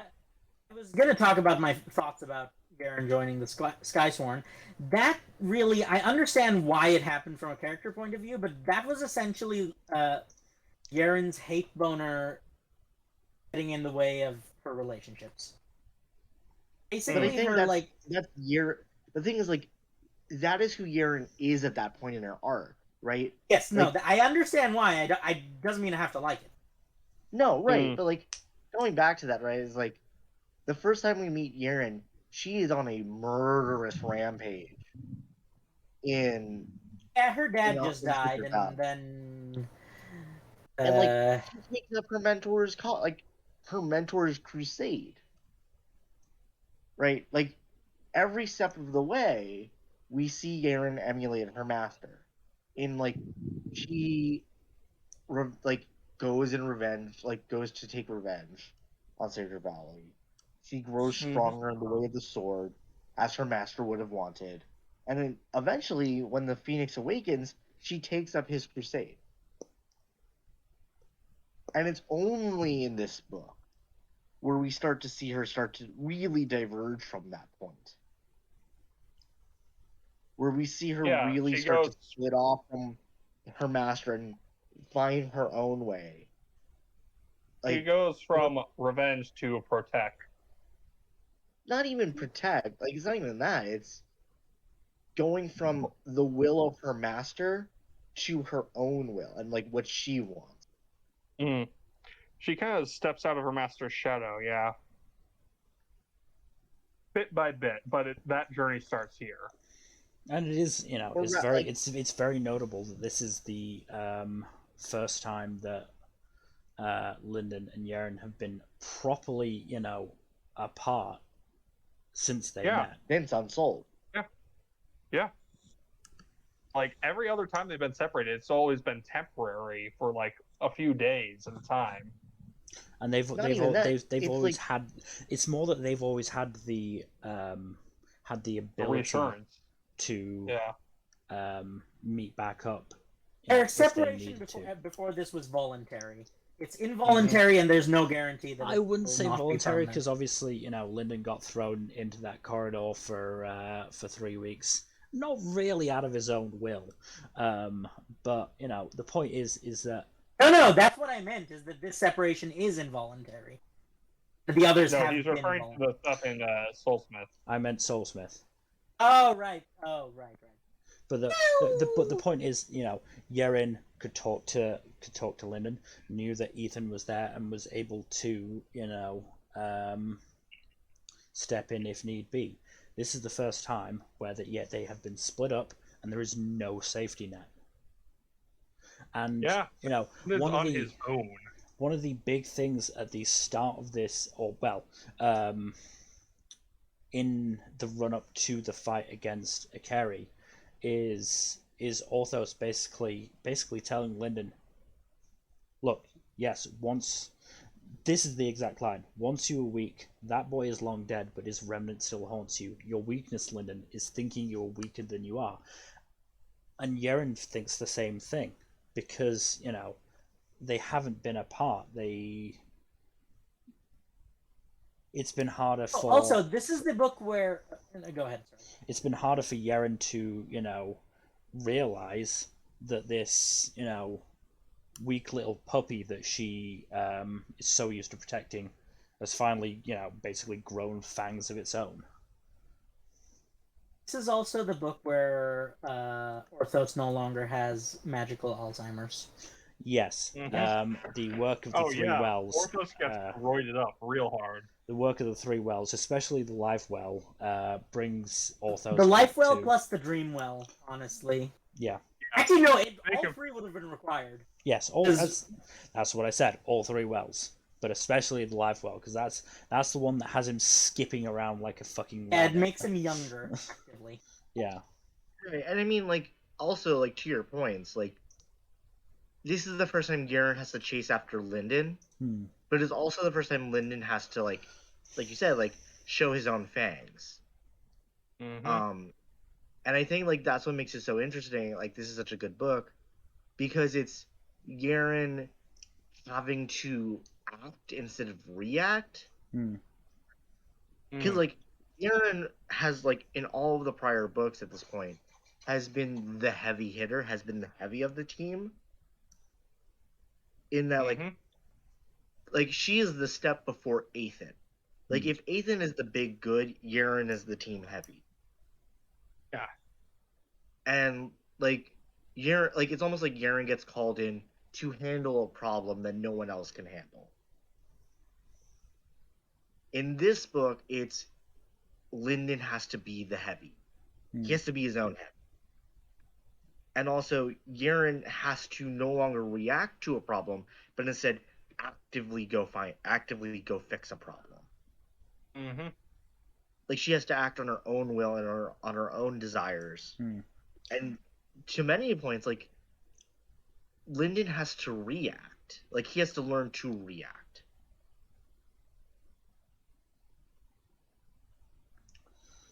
It's the dilemma that they had in was it Black Flame? The Black Flame Trials. It's Not the Black Flame Trials training. specifically, but the training dummy on the Cloud ship, where Aaron's solution was to beat the crap out of it, and Lyndon's solution was to take it apart from the inside, and now they're having to learn the opposite. I'd also say this is the first time that Lyndon doesn't have basically, a specific back to chase. He just knows he needs to get generally stronger, otherwise, he will die. Right, and also there's no one else to rely on. Yes, that is the other thing. Yeah. Whereas, like, Garen has always been a loner, but now suddenly she has a partner in the form of Mercy. She has somebody she cares about in Lyndon, and she has a partner in the form of Mercy. Yes. And also Ethan's there. Always like, there, even if he's not actually there. He's there. Ethan's story isn't so much a character arc as it is him revealing who he is. Like, he's kind of already had his character arc. Like, that's the thing. Like, that's the reveal is less that he has an arc. It's that he's had his arc. Mm-hmm. Yeah, I mean, the point is that Ethan's story in this book is basically just mopping up the leftovers from the previous book, while also just leaving hints for future events, such as the appearance of the cannon. Yes. Right. And the full the first real view of Ethan's path. Mm-hmm. We don't get a confirmation for a few books what the path is precisely, but we don't know what it's called. But we definitely get confirmation of most of the techniques and details. We have an idea of what it is, but we don't get the name of the path for a couple books. And we should probably get on to the last book of the Path of Gold. But first, I do want to bring up a few highlights from this book because this is a really fucking good book, and it would not do to just ignore the book, nor the highlights. Information requested. Combat solution against Akura Harmony. Beginning report. The first sign that yes, Lyndon now has a proto presence. I do love how halfway through the report, Dross actually gets Lyndon killed before rewinding. Yeah. Yeah, he just simulates the scenario until Lyndon gets killed. It's like, oops, he's my just bad. a baby Let's rewind at that point. Yeah. He's just a 50-year-old beholder baby.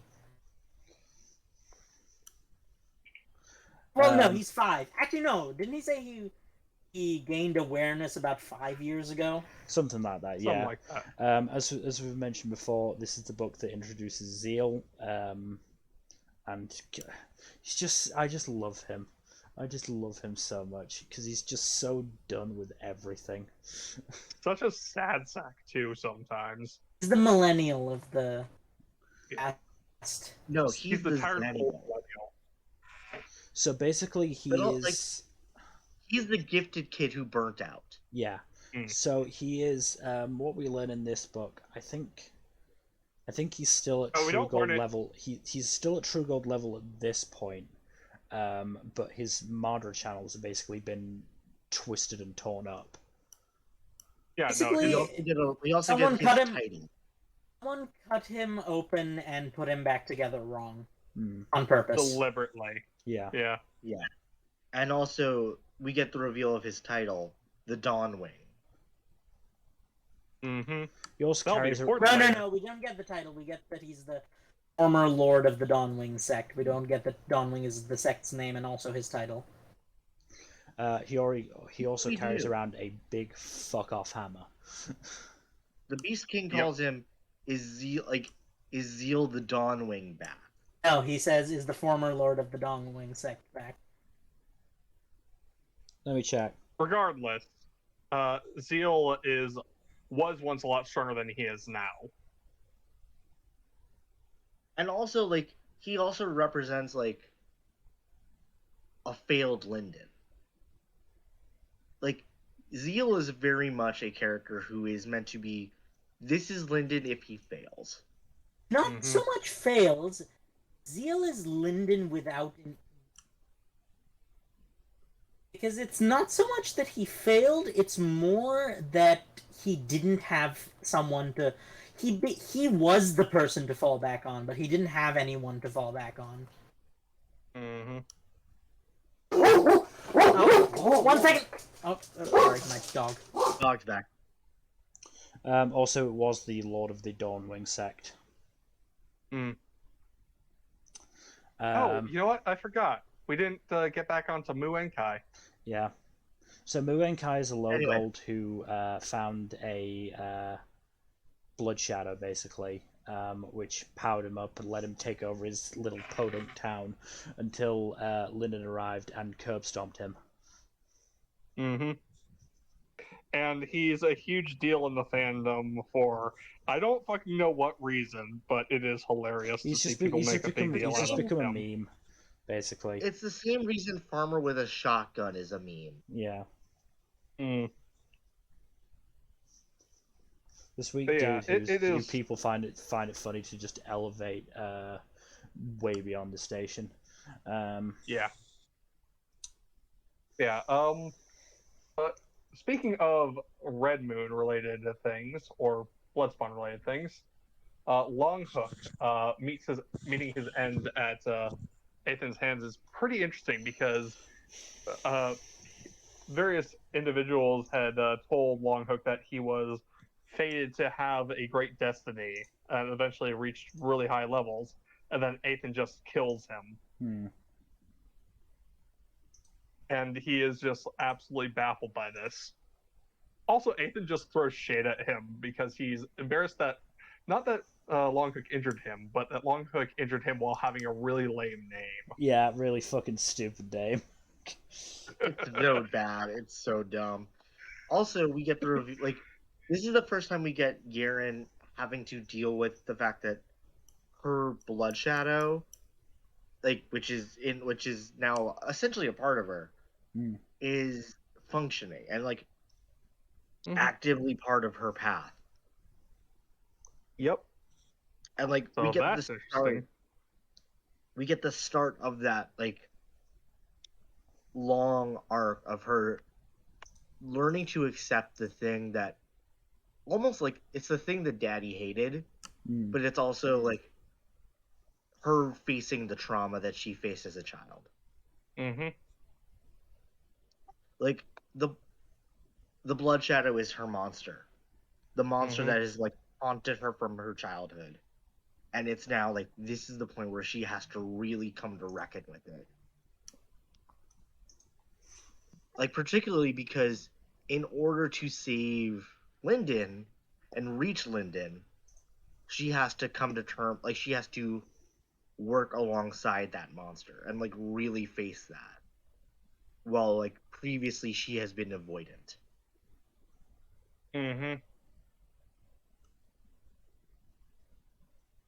But I think we've hit the point where we should probably move on to the last book. We should move on. So to create a bridge of some sort, when Yeren goes to meet with Akura Charity for the first time, Charity hints at a competition upcoming, and that is, or preparing for this tournament, is the basis of the next book, Underlord. Underlord. So basically, there is going to be a competition between all of the Monarch factions called the Uncrowned King Tournament. Such a good name. It is. And this one is going to be bigger than ever. It is open to Underlords only, though you have the opportunity to advance during the tournament to the next stage, Overlord. No relation to one anime. The Akura family, who are obviously for whom the Black Flame Empire is a vassal of, wants to create a team using its vassal states. So, Charity organizes basically a competition between the Black Flame Empire and the Seishin Kingdom, who are the Empire's southern neighbors. And also a bunch of jackets. And the chief rival for second weakest vassal. Basically, yeah. To basically create as many strong underlords as possible, and then she will pick a team of 3 from the strongest underlords of the 2 nations. To do that, she opens up the Nightwheel Valley, the Akura family's basically garden of treasures, for training. Unfortunately, Charity is holding somewhat of a grudge against Linden for not killing Harmony, but leaving her nephew to die. Yeah, leaving him there. And as a result, this is basically one big test for him, because she then goes to the most promising young underlords of the Seishin Kingdom and goes, kill Linden. Well, she doesn't say it, but she does kind of say it. The Seishin Kingdom drives the Black Flame Empire out of the Nightwheel Valley, and in the attack, Yeren is... her lifeline is basically cut down to a sliver, to the point where she basically has days left. The Black Flame Empire decide to mount one last assault, to allow as many people to reach Underlord as possible, but specifically Linden, Yeren, and Mercy. They make it to the center. They are then attacked by the 3 main young underlords of the Seishin Kingdom, Seishin Kiro, Seishin Daji, and... I was really hoping you were going to be coughing the name of the girl. No, I believe it's Mayra. Mayra, thank you. I'm bad with names right now. It's been a while since I've read them, okay? I've got a lot of names in my head. Yes, those are the 3 main underlords. Daji pairs off with Mercy. Ryusai Mira. Thank you. Ryusai Mira, yeah. Daji pairs off with Mercy. Mira pairs off with Yeren. And Kiro pairs off with Linden.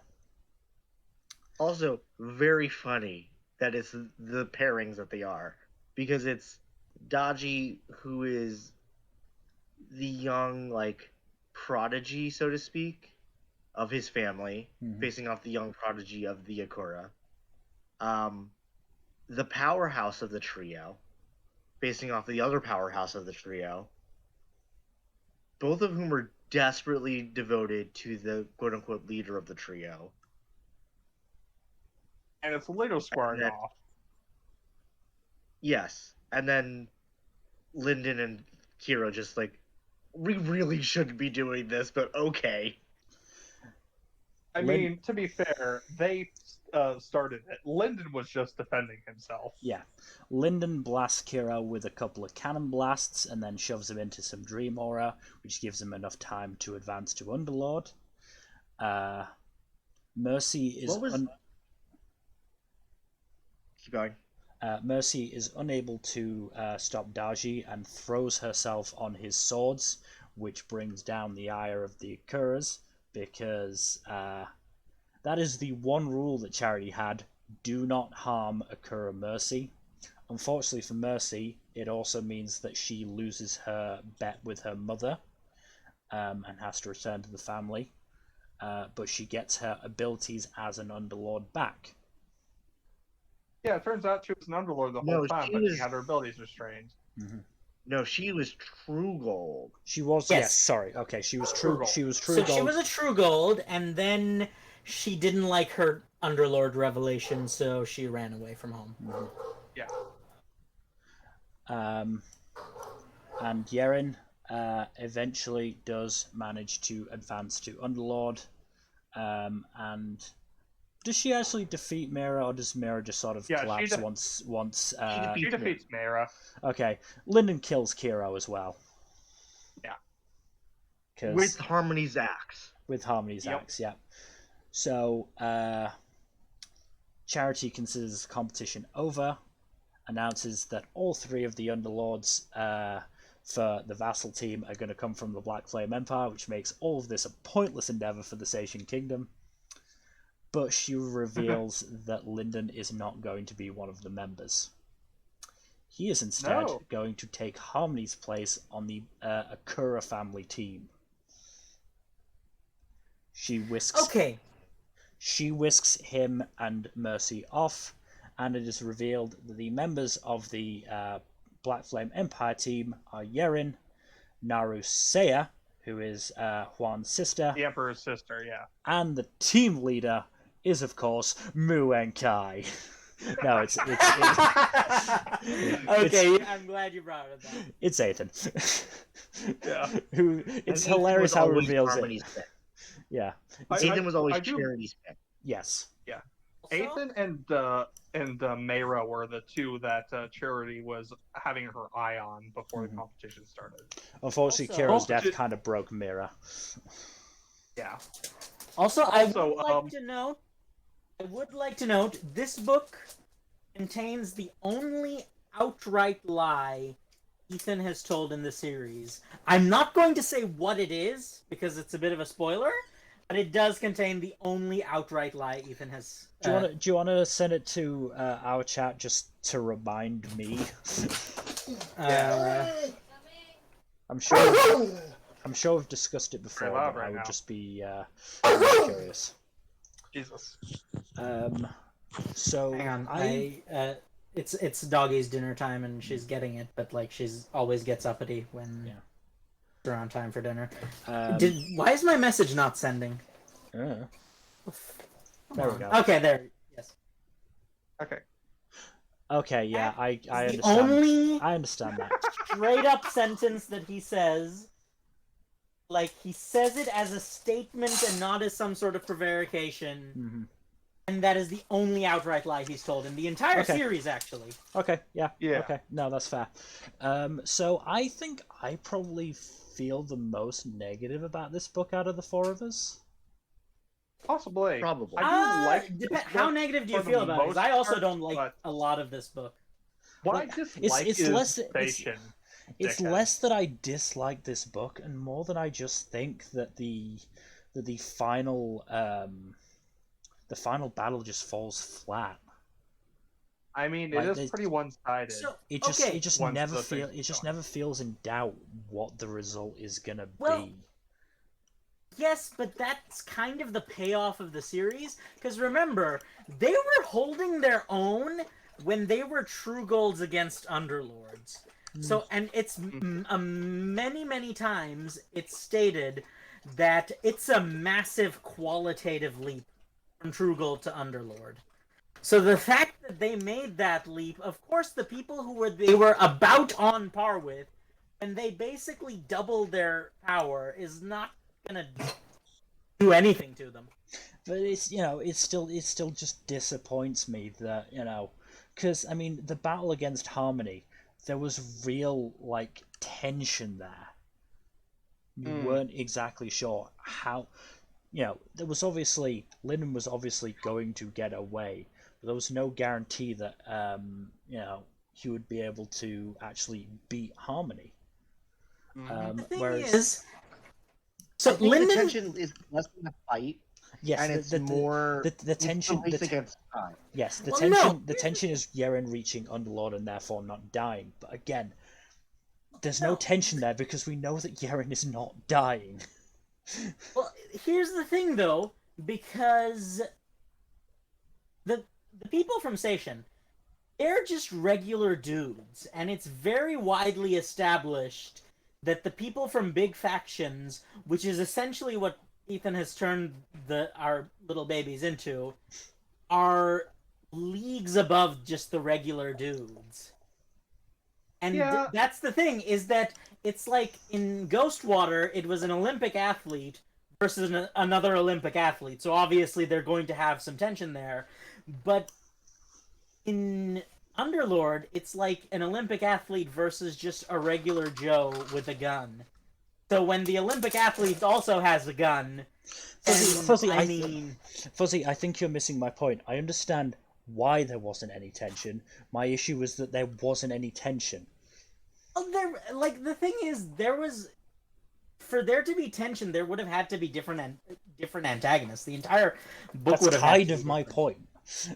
They're not like Like they're I think it interesting would as have been more. characters and they've got You're some. saying it would have been more interesting if it was like the dad. Maybe I don't know. I don't know who I would replace him with, but I just like or like maybe projections created by Charity. Certainly for Lyndon. Like Actually, I think it was a good fight between Mercy and Darji because as you said, Gen, there is an fascinating symmetry there, of two geniuses coming together. you know what? There's obviously the tension of Mira having basically a death sentence if she manages to hit Yeren, but as we said, Kiro and Linda are like, neither of us wants to do this, but we kind of have to. Hero's like, death is effectively pointless.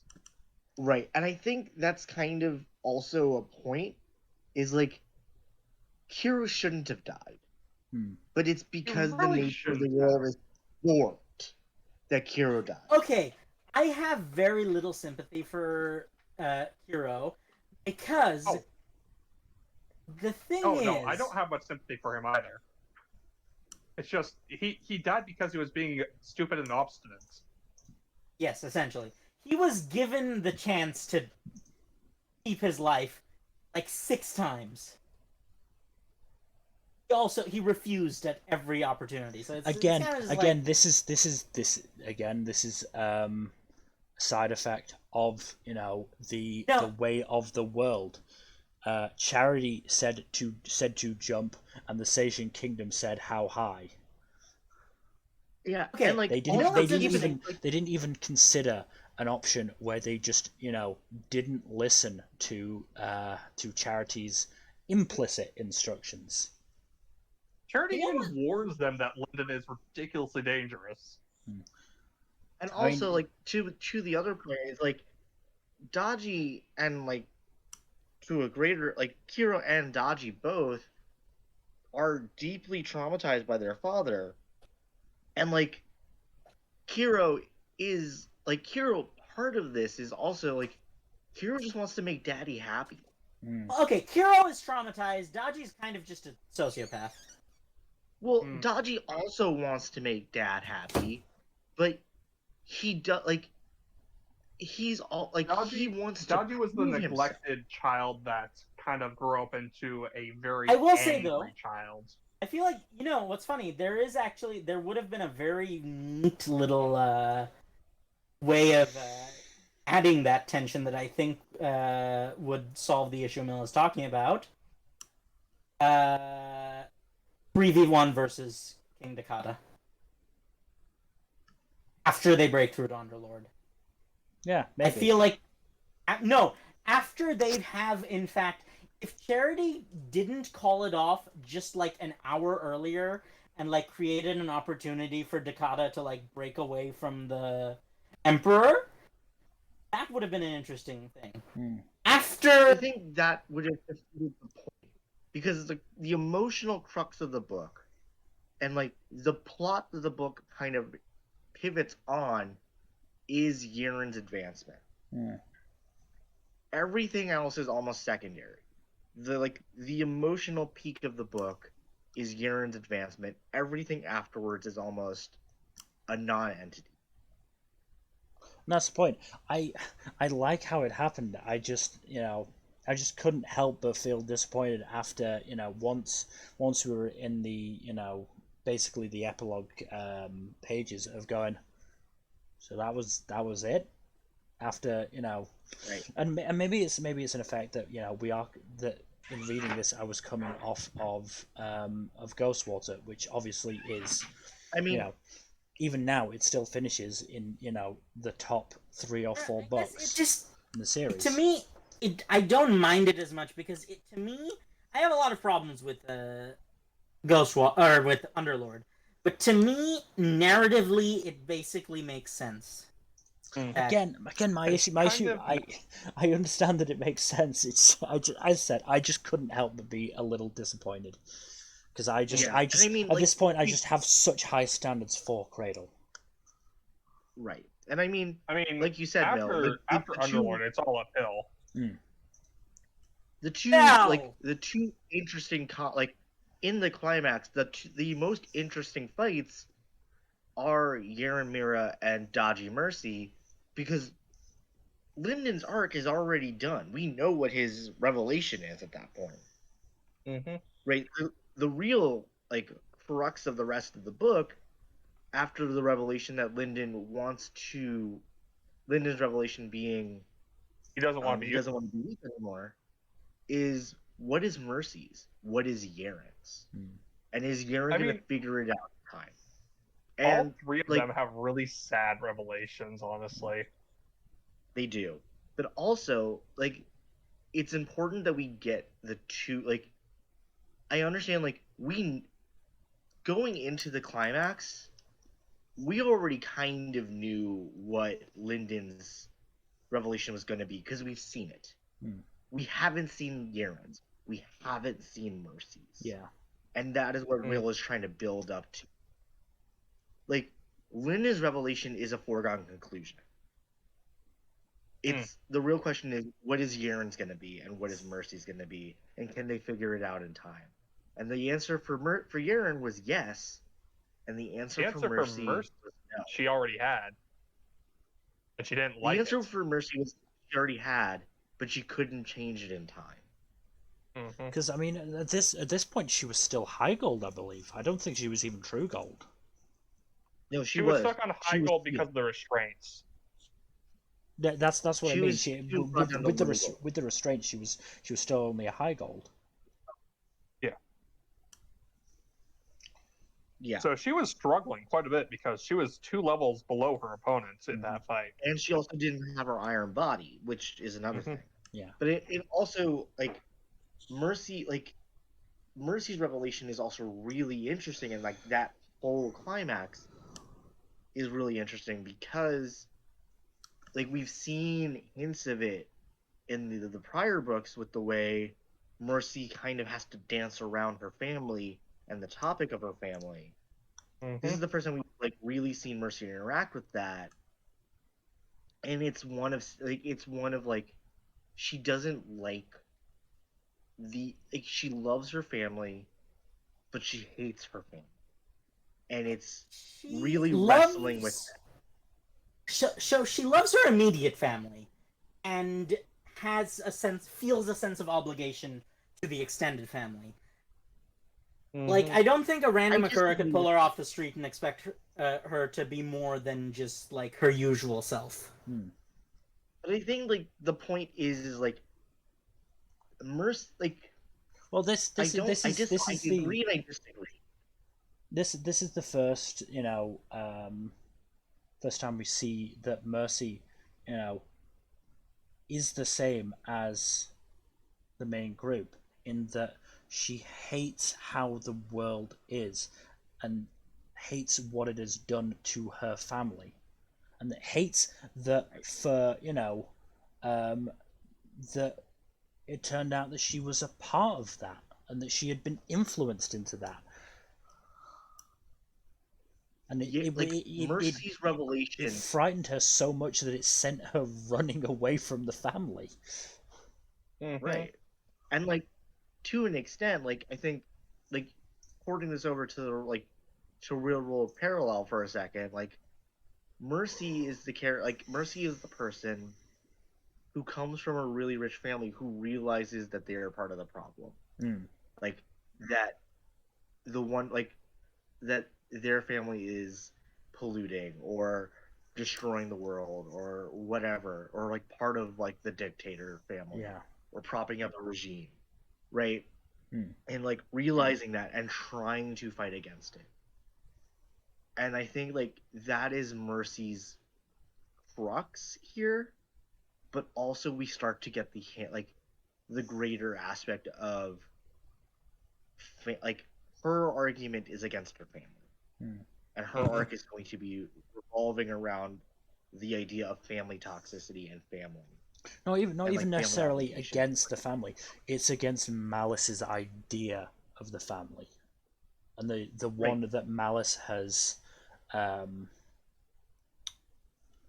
the word I'm looking for? The traditional view of family versus the new form of family. And I mean, Malice proposed a very, very toxic type of family. And I would argue that Malice, like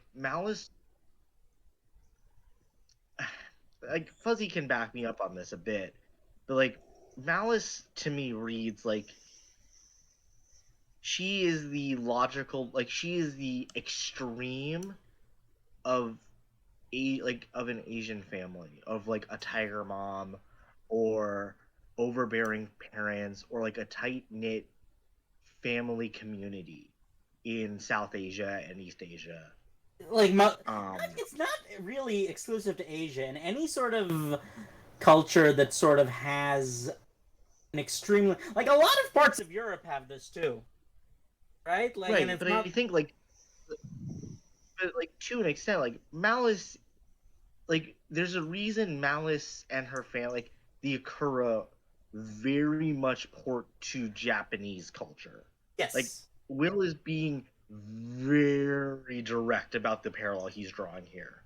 And I think there's a point to like the fact that Will is doing a very much East Asia parallel with a bit of South Asia in the form of the dragons is important to note, right? And like important to recognize that yes, this is not necessarily limited to East Asia and South Asia, but like it's important to note that Will is drawing from East Asian tradition here. Yeah, it does read very culturally like that to me. I mean, you can find it in a lot of other more collectively minded cultures, but it is very prominent in East Asian cultures. Specifically in immigrant East Asian cultures. Yeah, the whole Tiger Mom type thing.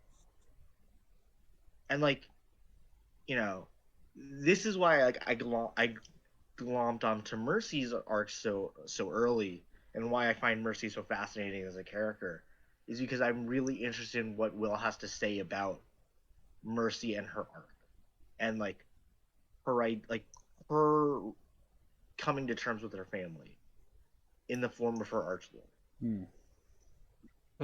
Because that is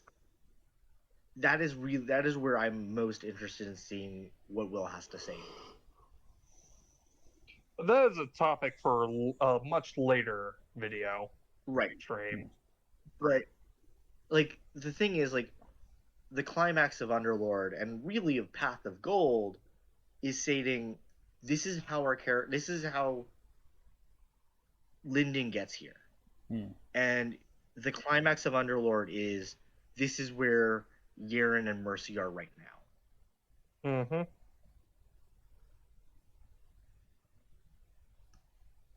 And now it's time to say, okay, we have these characters who have been broken by the world. How do they change it? How do they enter the world stage and make it better? And how do they go about breaking the chains that bind them? Or, worse. Remember, making the world actively worse is always an option. I mean, they're the good guys, so they're not necessarily going to do that, but, like, they do have that choice. Mm-hmm. I mean, we we'll get also this haven't later, really but, like... talked about the actual revelations that Yeren and Mercy had. Have we not? Like, we only talked about that they have them. We didn't talk what they are. So, well, let's go through all three. So, Lyndon's is that he doesn't want people to think that he's useless. Mm-hmm. Which, it's it's not much of a shock given given that we have basically followed Lyndon from him being little babby, Mm-hmm. and we saw basically how he was treated by 99% of the people around him. I should specify that so you have to have a revelation for each stage of the Lord realm. Underlord is the reason why you started on your sacred arts path in the first place. It's why you started, and often it has to do with your fears. Yeah.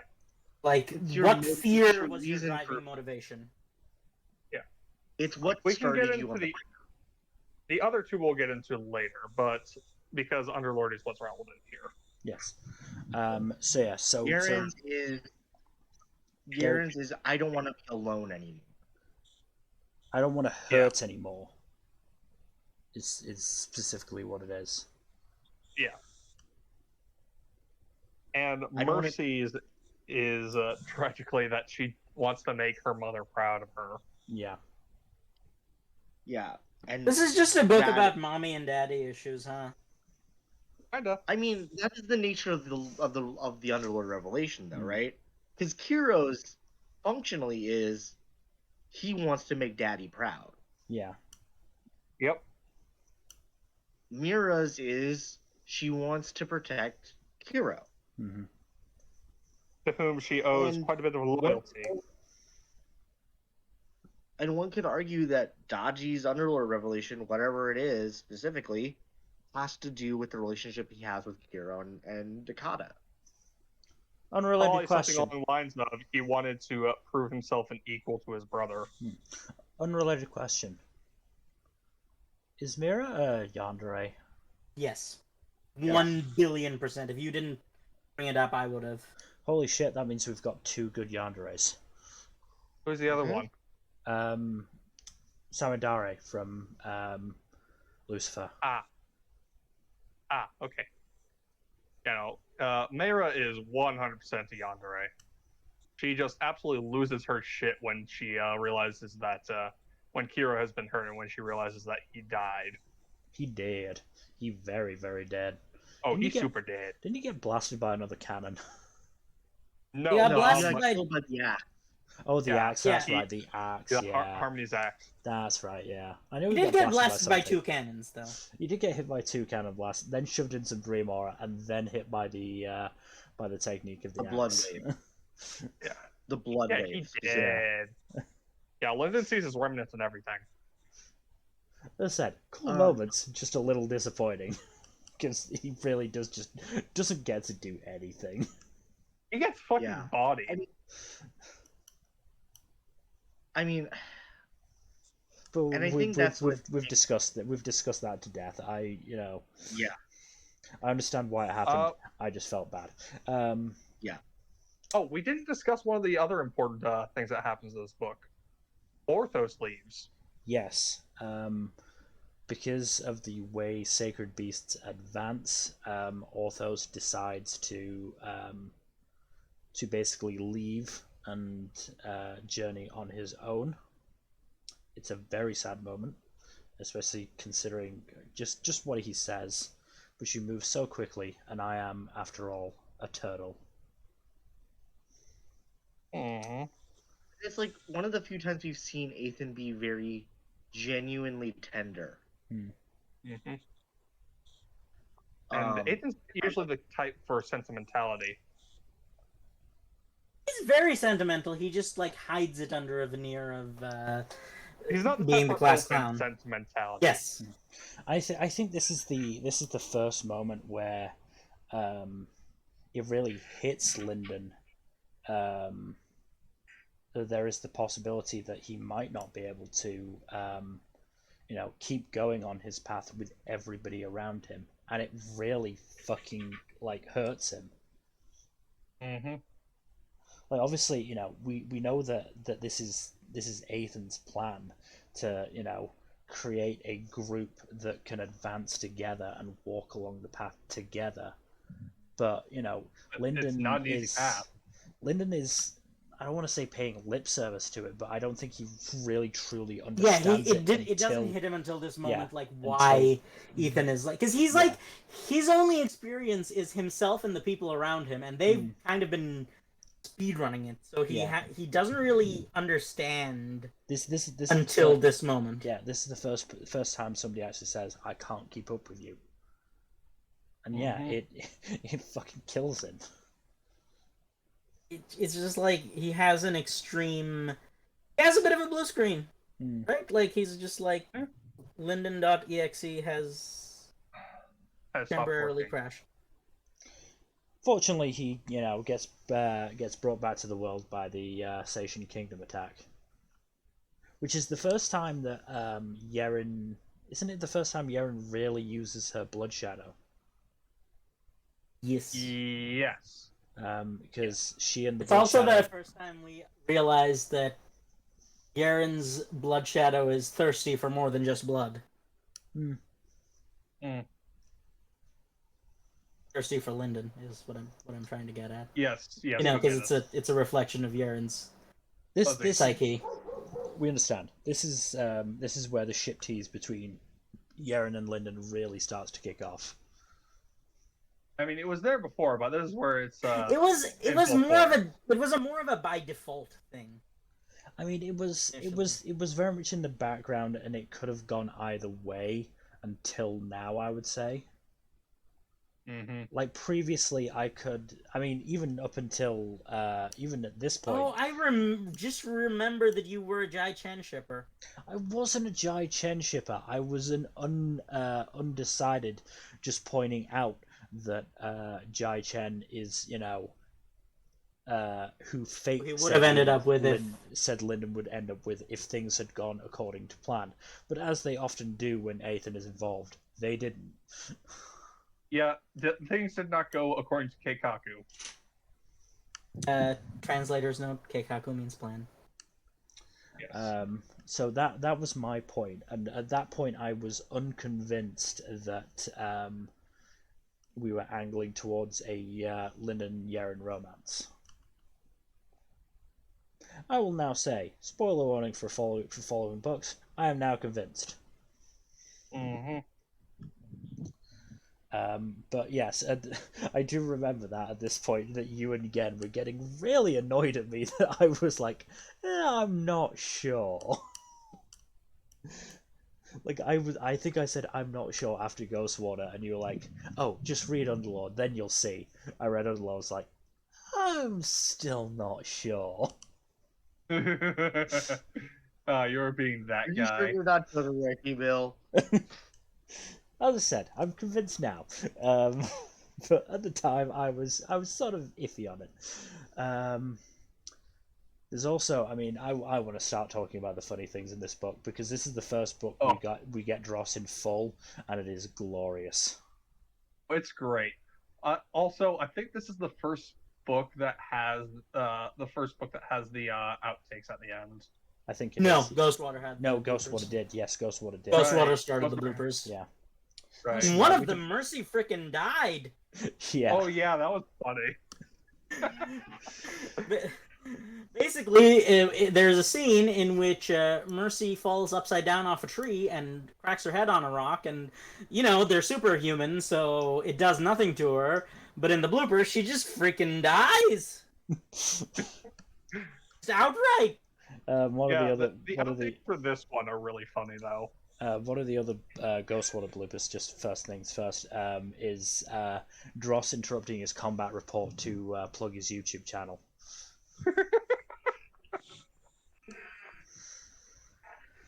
How else is he supposed to like keep the combat reports coming if you guys don't like and subscribe and ring the bell for notifications? He needs to make a living.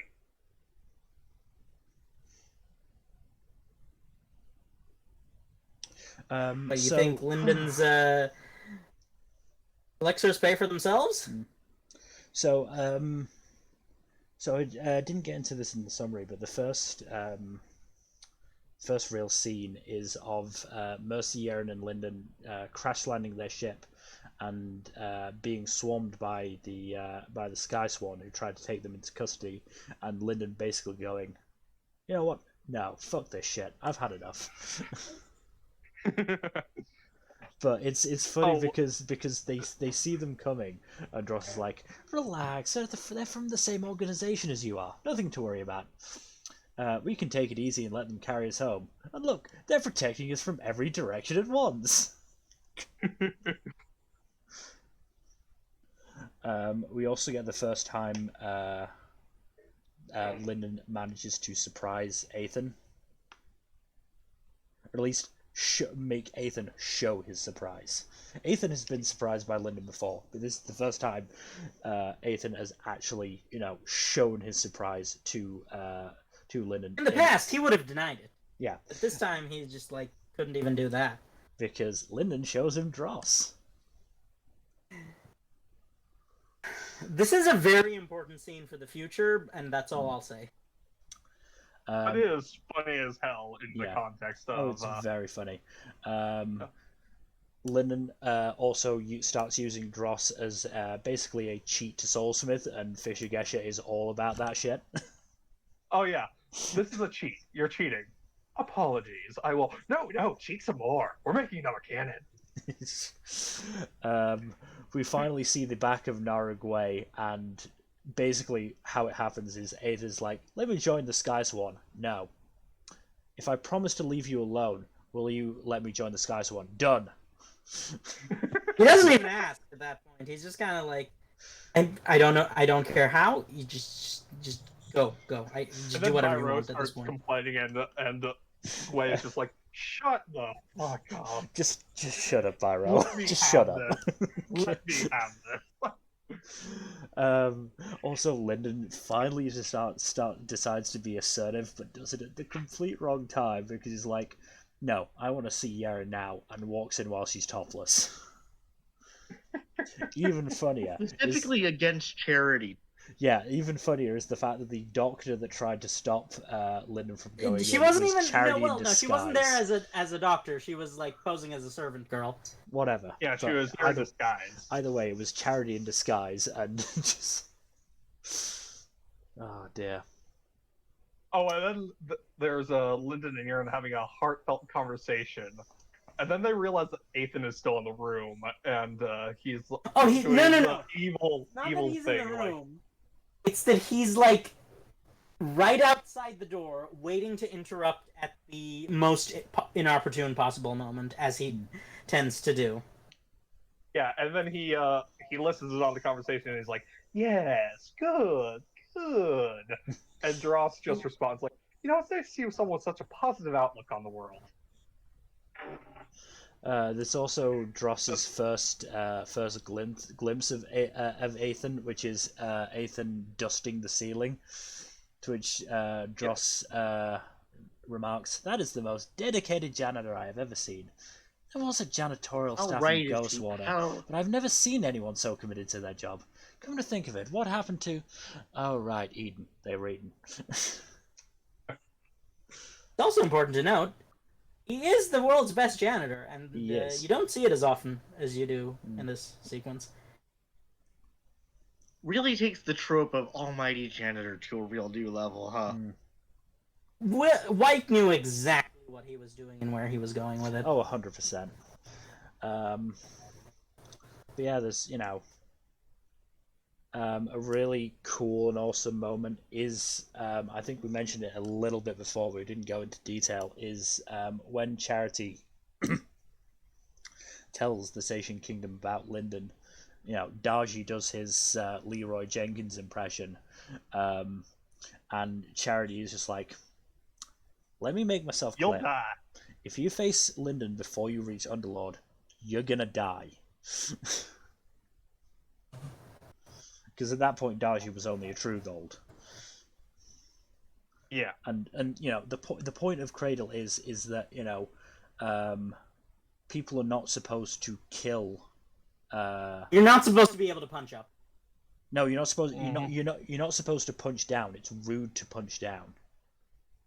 Oh, You're supposed to let people of equal advancement level face each other, rather than just Under, Over, and Archlord squashing the golds, basically. It's important to know that that only applies to equal factions. If two factions are not equal, then the stronger faction regularly murders the children of the weaker faction. But the point is, as is tradition. The point is, the Station Kingdom and the Black Flame Empire were equal at that point. They were gonna, the point was, the fact that Charity said, no, you have to be an Underlord to kill this true gold is a big thing.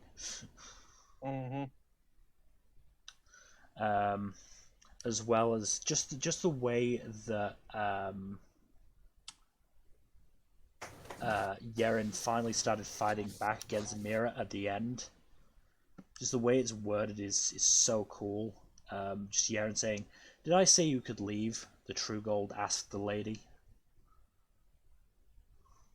Yeah, though it didn't end so well for her in the long term. Yeren won. That's all that matters. It was badass while it lasted. Yeah. No, that was the end fight where she won. It ended fine for her. This isn't the one in the middle of the book where she nearly dies. This is one right at the end. Because the point is that Mira only needs to land one shot and Yeren will die, and Yeren is also still very nervous about what her blood shadow is going to do, but Yeren is still there standing right in Mira's path, going, "I didn't say you could leave yet." No, you move, bitch. Yeah. Yep, basically.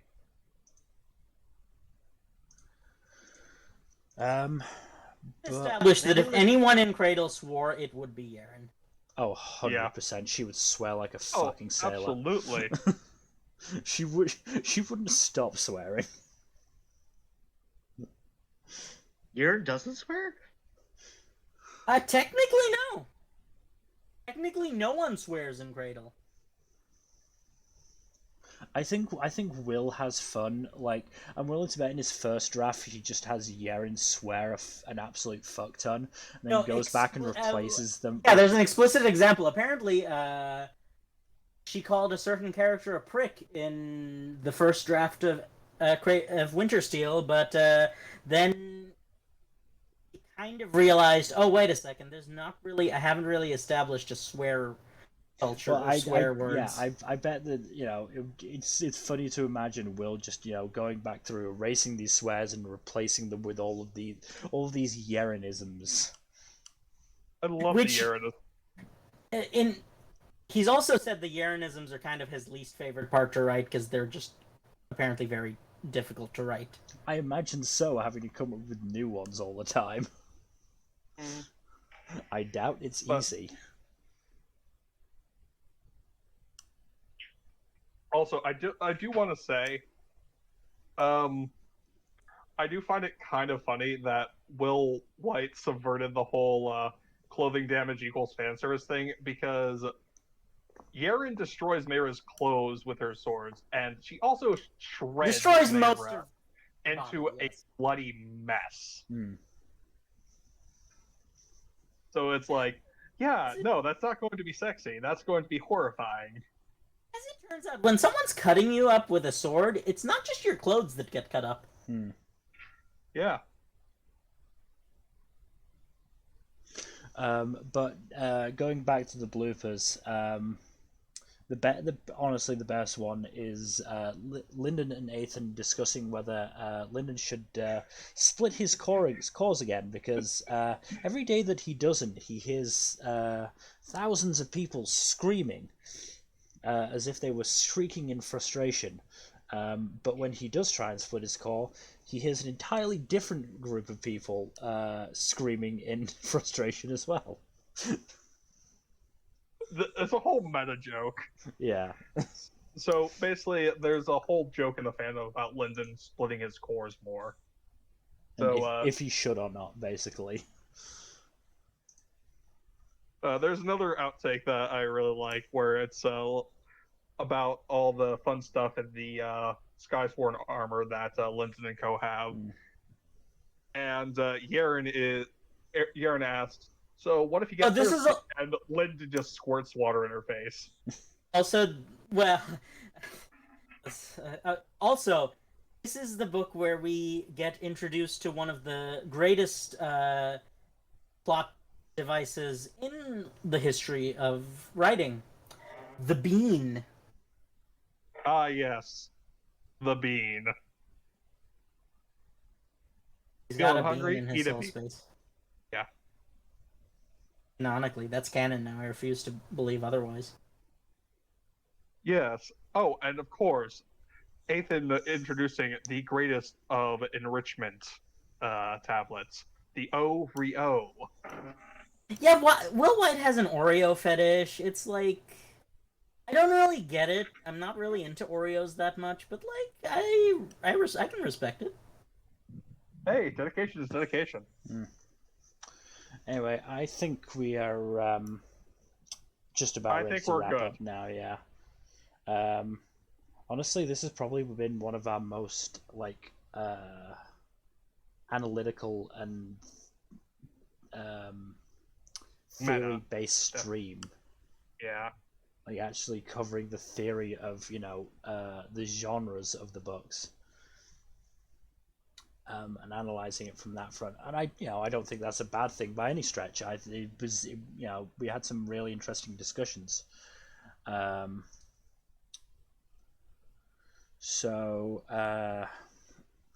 that is everything. So thank you everybody for watching. In terms of future stuff, we are still going to be a little bit limited until I can get my stream set up back up and running. But Saturday we should be around, but we'll be doing some kind of tier list. We haven't really decided what yet. So only really came upon the idea today. Sunday we should still be able to do D&D. I am hopeful that my laptop can run D&D fine. After that, I'm not sure if we even have a podcast scheduled for next week. Do we? No, we do not. We have not decided on what to do next week for a podcast. So, have fun not knowing. We'll decide it later. So, again, thank you everybody for watching. Hopefully you've enjoyed it. Please do give us a follow here on Twitch and on Twitter at storytime_net. I should also inform you that Twitch have changed their archiving habits, and unfortunately now only the last 7 days worth of streams are available on Twitch. So past that, you will have to go to our YouTube channel, Storytime Network, and watch the archives there. They've been shortening it. It used to be 60, then it became 30, and now it's 7. Well, it was 14 before, but yes, they have definitely been shortening it. Oh, weird. Their point was basically that their analytics showed that the vast majority of views came in the first 7 days. So, I mean, it's really a cost-cutting measure. Like the people who it mostly affects people who are like not affiliates or partners, and they don't really bring in much, if any, money. Yeah, we don't make a cent out of anything, and we don't make a cent for anyone. Actually, no, that's not true. In some of the streams where we've been hit by copyright, we've not been copyright struck, but we have been copyright or hit with a copyright claim of sorts. We do make money for them. Worst offender was when I played the Lord of the Rings Two Towers game, because that had a lot of official music in it. That had so much official music in it. Oh, Yeesh. that was a bit of a mistake. You Anyway, think? I didn't think they'd take it that personally. Anyway, You'd be surprised. Again, thank you for watching, and hopefully we will see you on Saturday for another tier list. Good night. Later. Bye-bye.